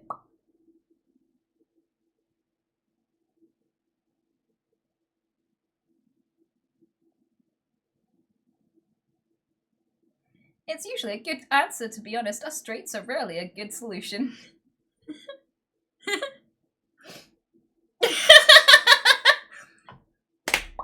I'm gonna keep my mouth shut. I'm gonna have a very brief bathroom break, and then I'll be back and we can change the subject.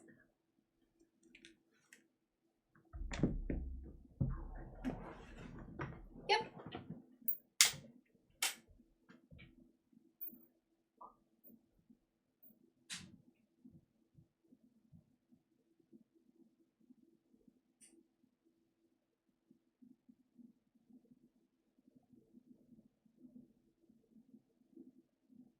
Aquaman.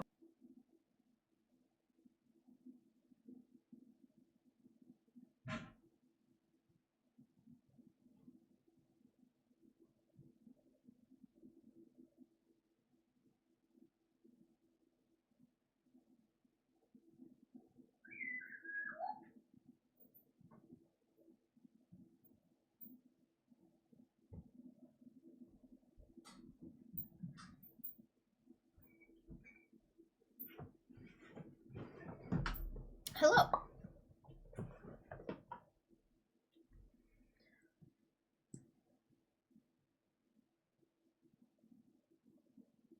Gotta fix my lipstick. And let it dry.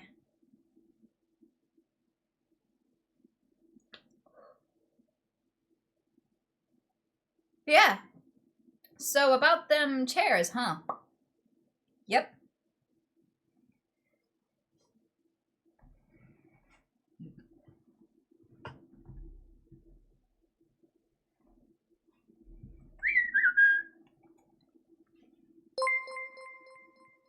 Whoop. Insanities, thank you so much. I appreciate it. Oh! Girl! What did I do to deserve that? Thank you so much. No message either, just bam. Thank you.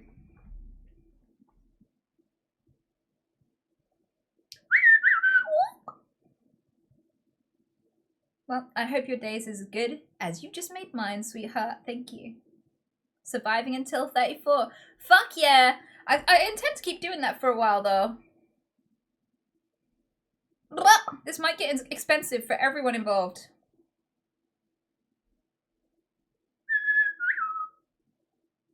You need to play Apex with her now.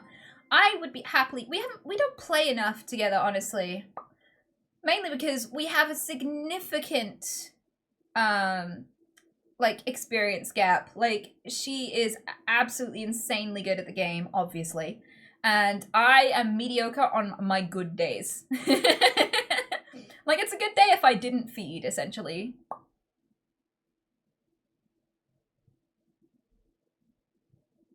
I am very happy to play again. Yes! Would love to, girl. We should we should talk. And we should arrange a day, because I would love that.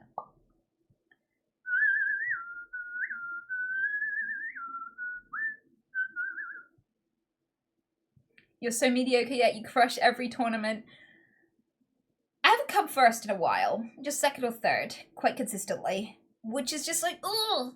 Oh, hello, Pete. Pete is like, this is usually the time where you drop everything and hang out with me, and you have not done this yet, and I am very confused.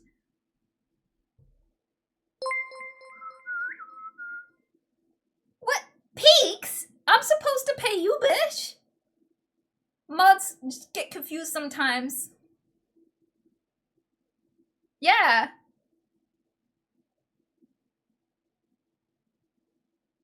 The mods get real confused for real. Yep. Oh, Pete's like resting his head on my sock. Like, oh, the PCam is disconnected, I think. I don't think you can look at the PCam. Sag. But like, yeah, he's like doing something incredibly cute. You'll just have to imagine. He's being adorable. Yeah, I can. Fine, I'll fix it. I mean, this is a good day to fix it, to be fair. Because, I'm not wearing anything where it could cause a problem. Let's go have a look. Like, I have one foot under his chin like this. And he had his head resting on it. And I was just, like, smushing him between my feet. But you can't really tell. Oh, he's settling into it now. Oh, this is so cute. I could change the camera angle so you could see it. I'd have to disengage and get into it, though. You're just gonna have to trust me, but my foot's here, his head is here, and my other foot is stroking him. It's like a sandwich.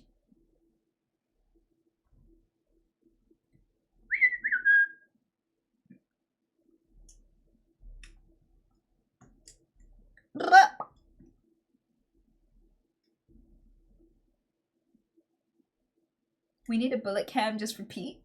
I would love to just put a GoPro on him.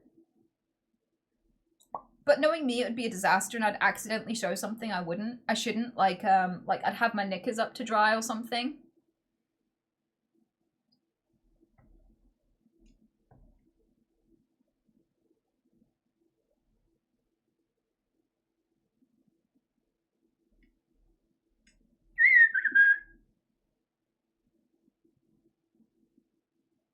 Why is the heel part not on the heel? Because these are one size fits all, and they assume that everyone is like an average human size, and I am small.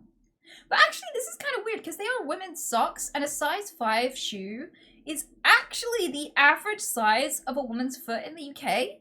So I don't know how they failed this hard, to be quite honest with you, but my socks spin around on my foot as I walk and everything, so the heel part isn't on the heel just because the sock is so fucking loose. Maybe you just don't know how to wear socks. I put them on exactly the way they're supposed to be, and they never stay that way, and I don't know what's happening. Maybe it's because I toe tap all the time. Thank you, Calyx. I appreciate it, sweetheart. You're an absolute legend.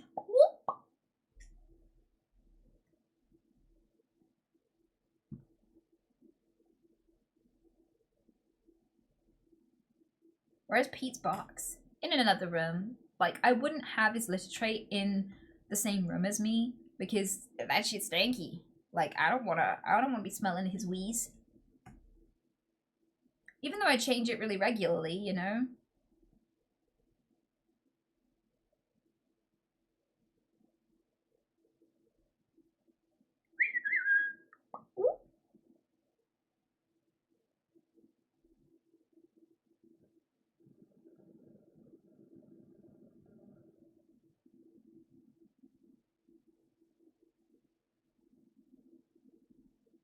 Are these outfits expensive? It depends on the outfit.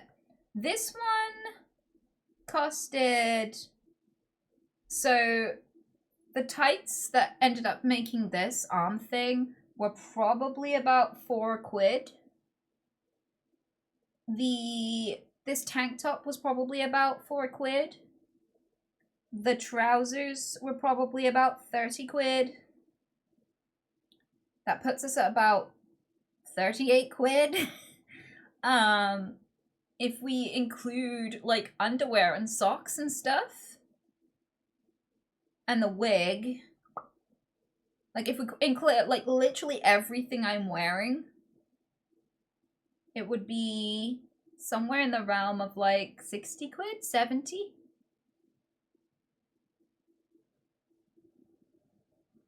But like, I already owned these trousers. I didn't buy them for the stream. The wig I've used multiple times as well. I don't buy a new wig for every single stream.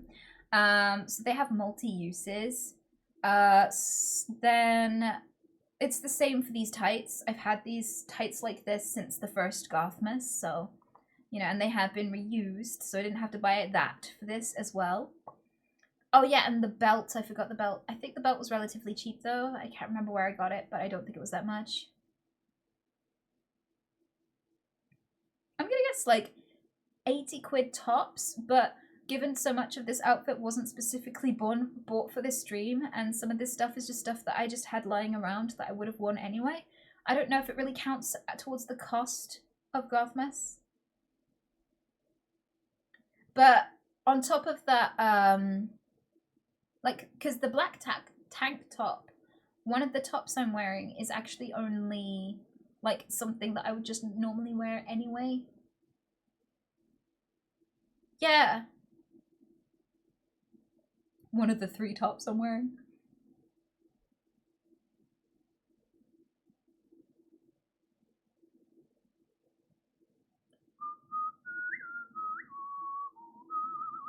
Do the sleeves hook somewhere? No. Well, kind of. You know, tights that you pull up over your ass and wear on your legs? I just cut a neck hole in a pair of tights. So where my bum would go is where my head is right now. On a pair of tights I've cut holes in. And that's how I have these sleeves. So they can be applied to any top I want.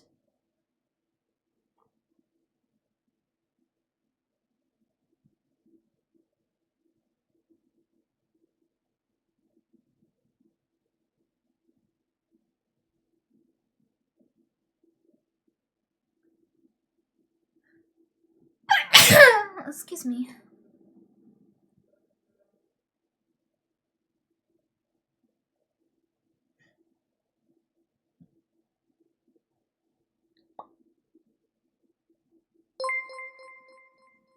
Just the thin strap parts not annoy you? No? Like, if you mean this part, then no, it doesn't, because it's so stretchy I barely feel it or notice it. If you mean these, no, they don't. I barely feel them. I mean, if you haven't been a woman your entire life, maybe you're used to clothing being designed to be comfortable, but to be quite honest with you, as an experienced woman, a seasoned woman of many years, even the most average of clothing was not designed with the wearer in mind. It was designed with the looker, the onlooker in mind, the person who perceives you in mind.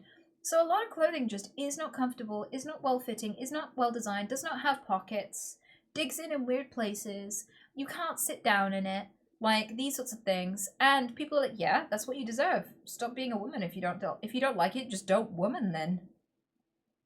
Oh, you wanted pockets? That's cute.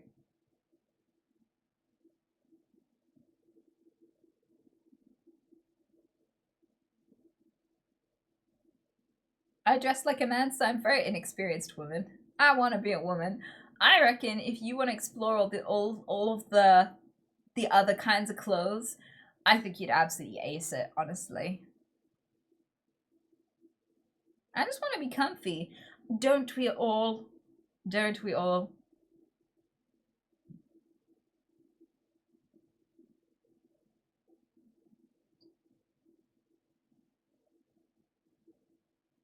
What? Remember when Anita was angry that she didn't have pockets and then she found out that exact moment that she did, in fact, have pockets? Yeah, I completely forgot about that too. Someone recently reminded me that I once was talking about how shit it is that we don't make pockets for women's clothing, and then I stood up and went, look, there are no pockets on this thing. It's a really great pair of joggers, but they don't have any pockets. And I slid my hands up and down, and my hands slid into the crease that I thought was just a line in my clothing, but turned out to actually be a pocket. And I was like, what? Oh! Well, that's embarrassing. Never mind.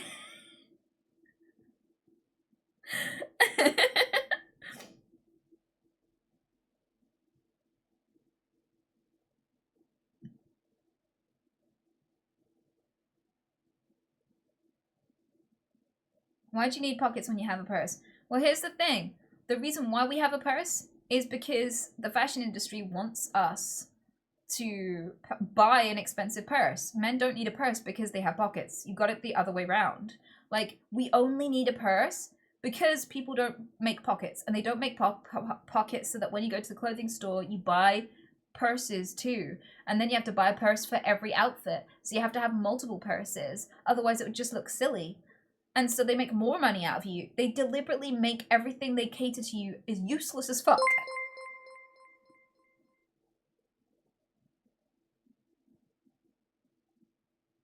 Halterman, thanks again, sweetheart. And Tiny Feet, thanks for the 5 gifted subs. I feel slightly tiny. Wait, did you just make this account just to make a point? That name is so sus given the fucking context. Why isn't this being leveraged against male consumers as well? Because it's more difficult to leverage against male consumers because they're more impulsive and more easily enraged. Do you remember, like, Gillette made that advert was like, hey, we as a company have progressed beyond, like, sexualizing women in weird ways. We used to make these really unwholesome adverts, and now we're just gonna be decent people, and we're just gonna see them as equals. Woo! And there were loads of men who were like, how fucking dare you? And they broke all of their razors, and there's loads of people proudly showing their broken razors in the bathroom and stuff. Like, it's really, really hard to redirect male purchasing power because, like, men won't go to the same amount of effort for beauty as women will because it's not their value in society. Like, if a woman isn't fuckable, they're considered unprofessional. If a woman isn't fuckable, if she isn't, like, slim enough and wearing the right heels and wearing the makeup that matches her face perfectly and all this sort of stuff, then there are consequences. A lot of consequences. That doesn't apply to men. So they don't have as many pressures or motivators to try and look good. And they deliberately maintain that status quo as well, which is fine because if I only had to wear a suit, if I just had one black suit for every occasion and I never had to spend ages shopping for the right kind of thing, I would literally hang on to that social norm with tooth and nail as well. But hey, don't ruin it for the rest of us. Shut the fuck up. Keep it going, right? But this means that, like, when advertising tries to pressure men to make more of an effort, because men are like, I can just be ugly and still be respected. Like, I can still have a high-paying job. I can still be taken seriously by my peers. I can still be listened to in a conversation. I can still get the job if I'm not hot. So why the fuck would I buy shampoo and conditioner? I'll just buy a 2-in-1. It's cheaper and it does the same thing. And so, like, advertisers are trying to shame men into buying more have more difficulty making men feel ashamed enough and pressured enough to buy more stupid shit they don't need.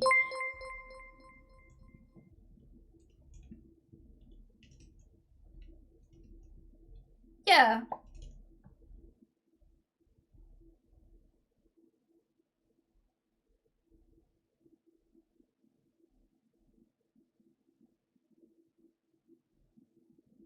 Yeah, buy more stupid shit. No, that's not the point. Like, good for you guys. I wish it applied to women too. I do. You know? But because we are heavily punished by society for not looking attractive enough at all times, we have a lot more pressure to buy whatever it takes to conform with the current standard. And the current standard gets more and more complicated as time goes on. Because it used to be in the thousands, just be skinny, forehead, and you're hot. And, like, being skinny meant, like, being so underweight that, like, people can count every single one of your ribs and things, right? And that was, like, the norm. And that's a very simple, straight up, straight down, like, okay, you do this one thing to be hot, right? But then they were like, no, now you have to have a fat ass and a small waist and big tits and small feet and no muscle on your arms, but loads of muscle on your thighs because they have to be the right shape. And it's like, okay, this is getting hard. I don't think I can do this without surgery. And they're like, yes, get the surgery. It'll be great. It'll be good for you. It'll be good for your career. Your husband will love you more. You know? So, like, I don't know.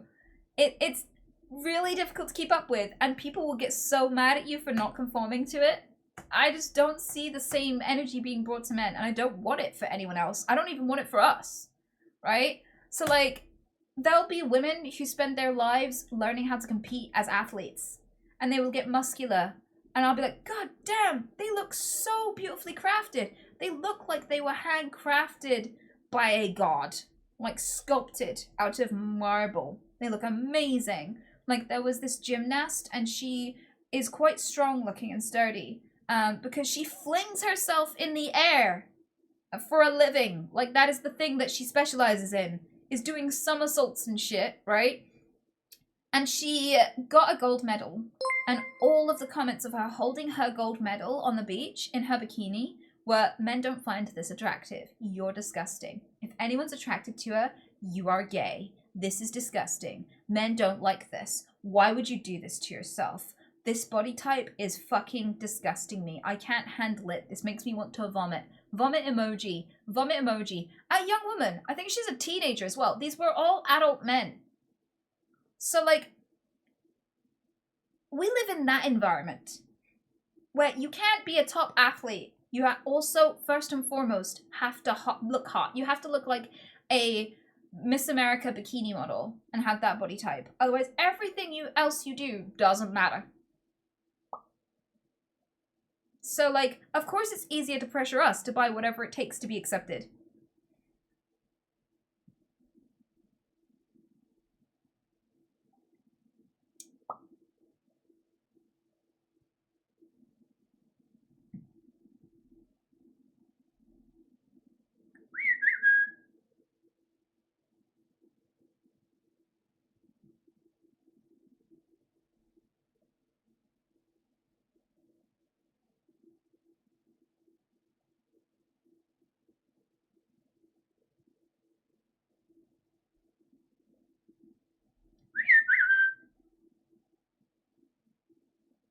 I like a girl who carries a backpack.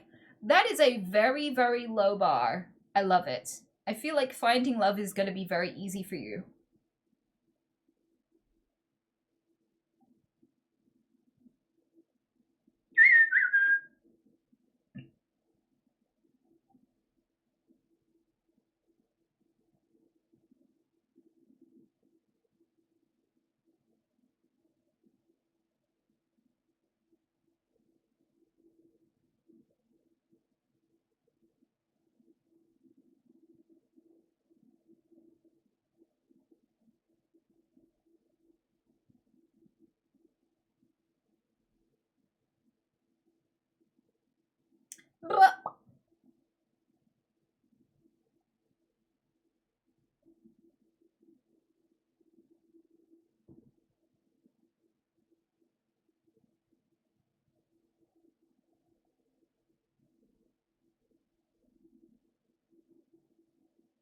Yeah, exactly.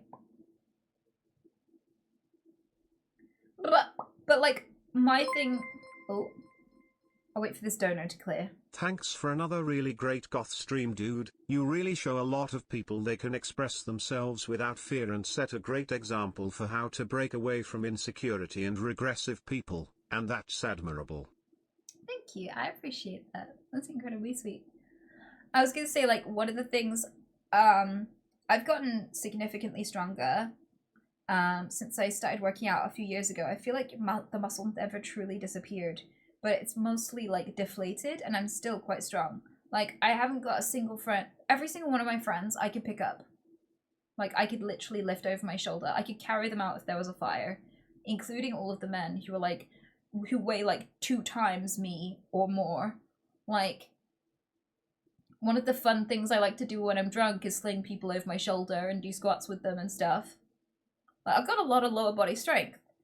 And I kind of feel like if anybody was threatened or disgusted by that, I'm like, you go have weak kids with someone. I don't care. Like, I don't give 2 shits. Like, I don't feel it necessary to like let my muscle mass deteriorate so I can appeal to people who just want to feel bigger than me for no good reason. Like, if somebody has to play themselves down for you to feel big, you're still not big.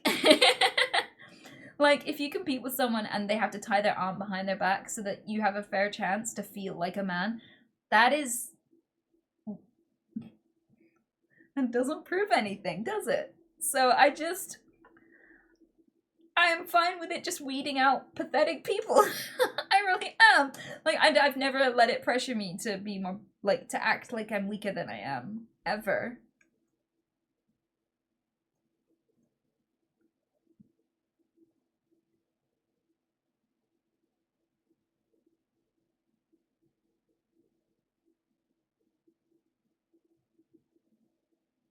How much can you squat? How much can you bench press? I don't remember anymore because I haven't gone to the gym in like 2 years. So which one's the one where you're lying on your back and you push? And which one's the one where you put it on your shoulders and you just squat up and down? Okay, bench press. So with the bench press, I think my arms were half of my legs. And so I remember one of them being 90 and the other one being more than 90. A lot more than 90. So I guess like the most I ever bench pressed was 90? I think. I'm bad with numbers.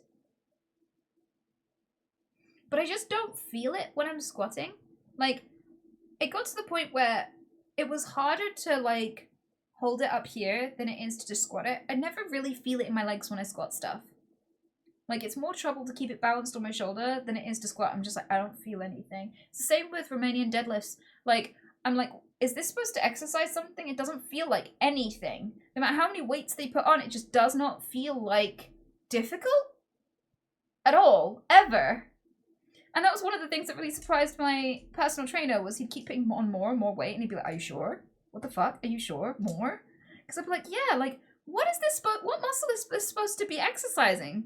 Because I am doing what you told me, and am I doing it right? And he's like, yeah, you're doing it right. And I'm like, more weight, please. And he's like, okay.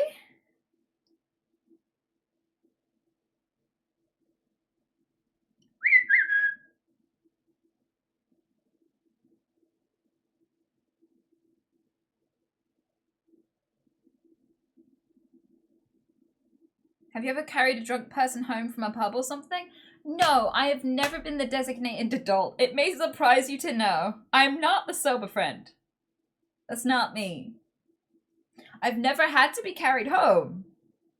But usually there's like some sober friend who's like either doesn't drink or is just very sensible in general. And I'll usually just be like, oh, look at that, getting like really, really easily distracted. And they're just shaking their heads at me as we like head back to my place or whatever. And they're just like, how have you not been murdered or kidnapped? How have you gotten to this age?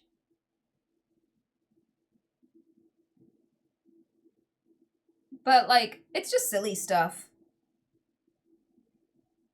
Like, I remember, so I had my editor come with me to San Diego, and I was really drunk. I made a whole stream just of me being drunk. There's lots of footage we didn't end up including, so it wasn't too long, but it's fucking hilarious. Like, at one point, I got to my hotel door, and, like, as I was walking there, I was like, oh, this is a really great day. I love great days.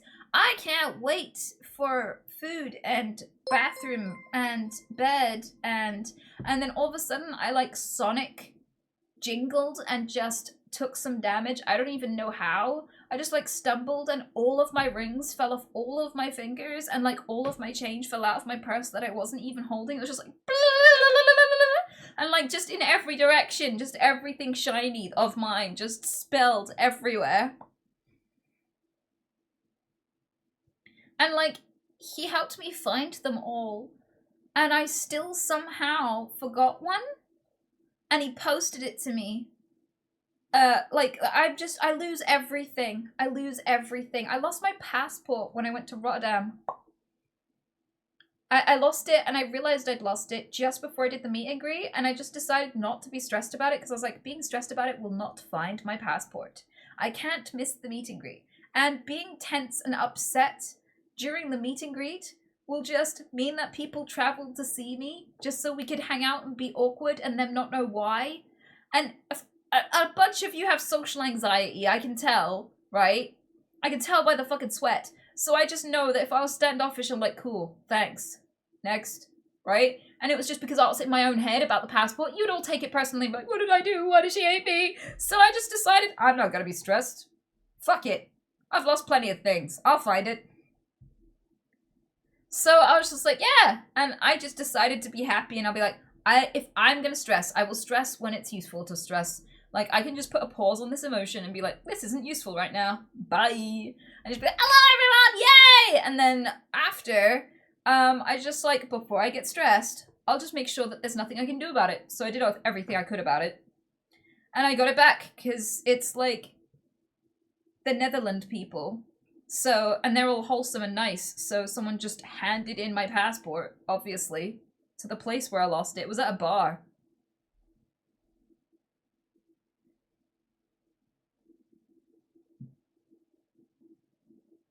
Why are they called the Dutch, though? Why aren't they called the Netherlandians? That's so much cooler.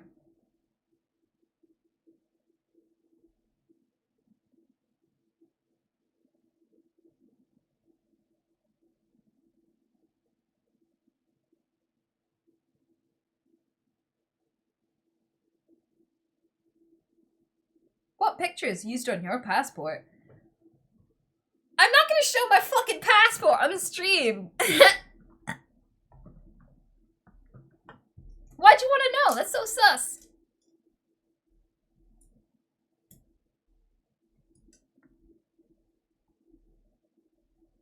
Maybe they really like sex? I have absolutely no clue. None. To which part of this stream that was a response to. None. Like, really no clue. Like, is that why the Netherlandians handed in my passport, in your opinion? Or is that why I dropped all of my rings and change in the hotel? Or...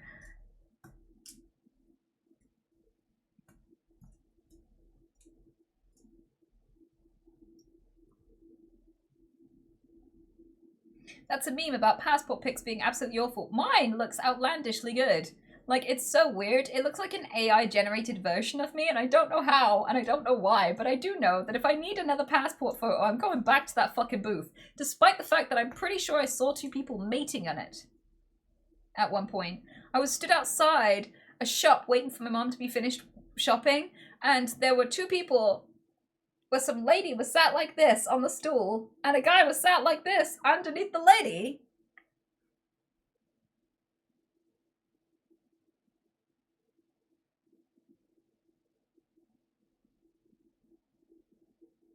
But despite this, I still think I would go and use that one again. I'll probably put some napkins down on the stool, but hands down, the best photos I've ever seen of my face. I don't know how, I don't know why. I don't know what kind of passport magic it has, but dear God, I've never looked so good. I hate pictures of me, but those pictures, actually the best pictures of me that exist.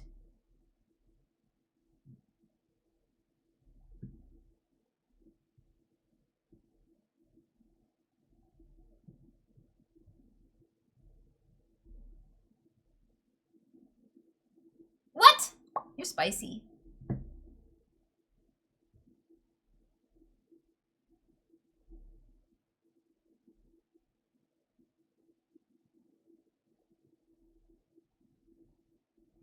My best pick is my mugshot. Swings and roundabouts, I guess.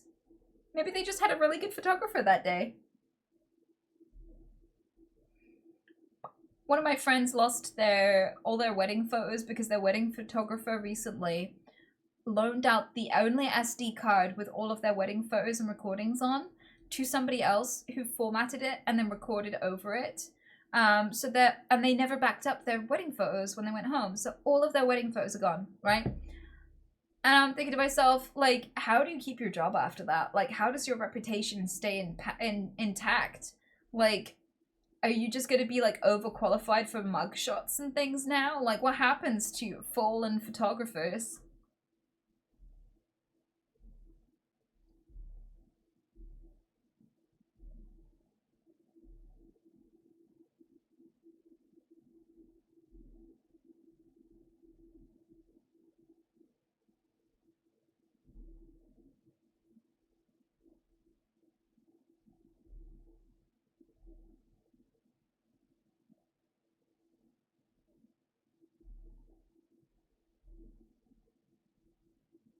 I feel bad for the couple that's thousands of pounds down the drain. I know, right? That's just an insane thing to lose.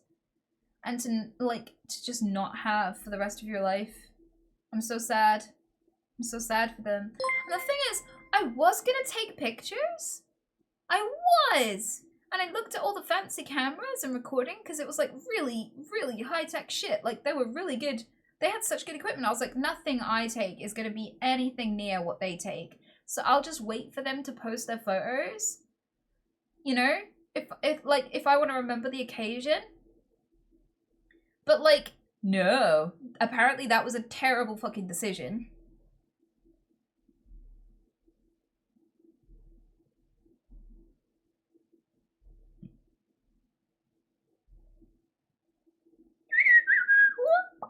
Oh shit, it's almost 1. I should probably go though. I wish I could hang out more, to be honest with you. I think I'm gonna go do birthday stuff. I think I'm gonna bake myself some birthday cookies, and I'm gonna play some computer games, and I'm gonna relax before the week starts, because the week is gonna be challenging. It's gonna have a lot of things to do in it. Thank you ever so much, everyone, by the way, for the kudo board. I was scrolling through it last night. It was fucking beautiful. I love all the bunnies. I love all the wholesome messages. Like, I love the old photos of me. Like, you guys are amazing. The messages are so fucking wholesome. Thank you. And now you all know that vegans invented white people, and you're welcome. Okay? Think about that next time you give one of them a hard time.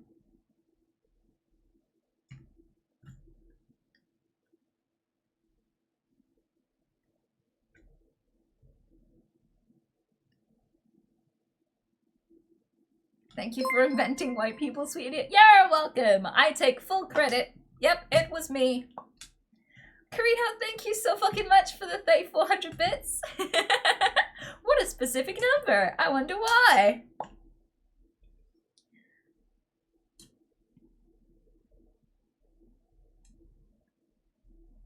I hope your birthday went great. It went all the better for talking to you guys. You know?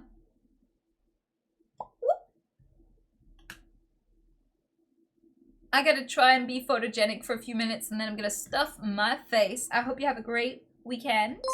What's left of it. I'll see you again tomorrow if you're around. And if you're up for it, I might even be playing some games with a friend of mine. If she's about, which is exciting. Until then, be good to yourselves. Thank you, Ernie and Doom Gambles, because both of you have subbed for an insane amount of time. Oh my god, one of you is 64 months, the other 57. Thank you. Oh, you spoil us. No, no, stop. Mwah. Have a good rest. You too. You know, I didn't drink. I could have, but I'm so tired, I feel drunk anyway. I'm the pauper's drunk right now. It is great.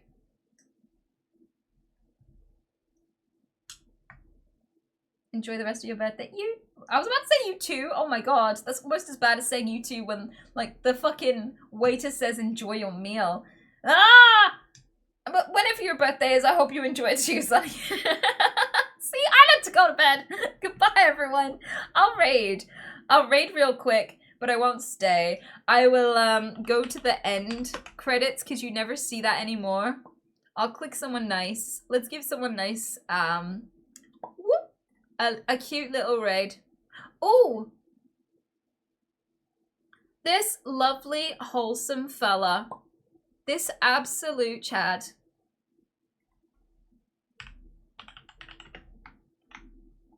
Fellas, there you go. Enjoy, everyone. Although, mind your language. You know, it's a very he does run a very wholesome stream. So you know, best behavior, don't embarrass me, okay? Yes, super wholesome. The mods know.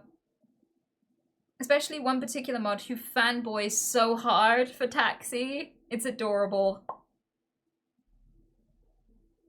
Anyway, see you all later, everyone. Thank you so much. Thanks for making my birthday awesome. I'm gonna go now in this very graceful exit because I know how to leave. Bye.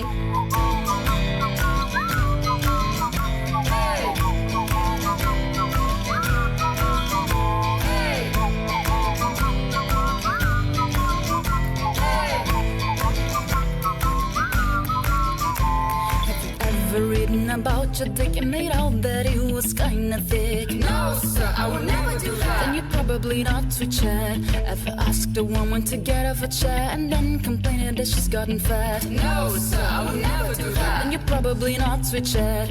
Have you ever donated $50 just to call a streamer a twat? Hey, sir, I think I've done that. Welcome to Twitch Chat. A wholesome place where you can stay, but we have more, so you better behave. Jack can be very nice and chill as long as you don't follow you through. So take it easy.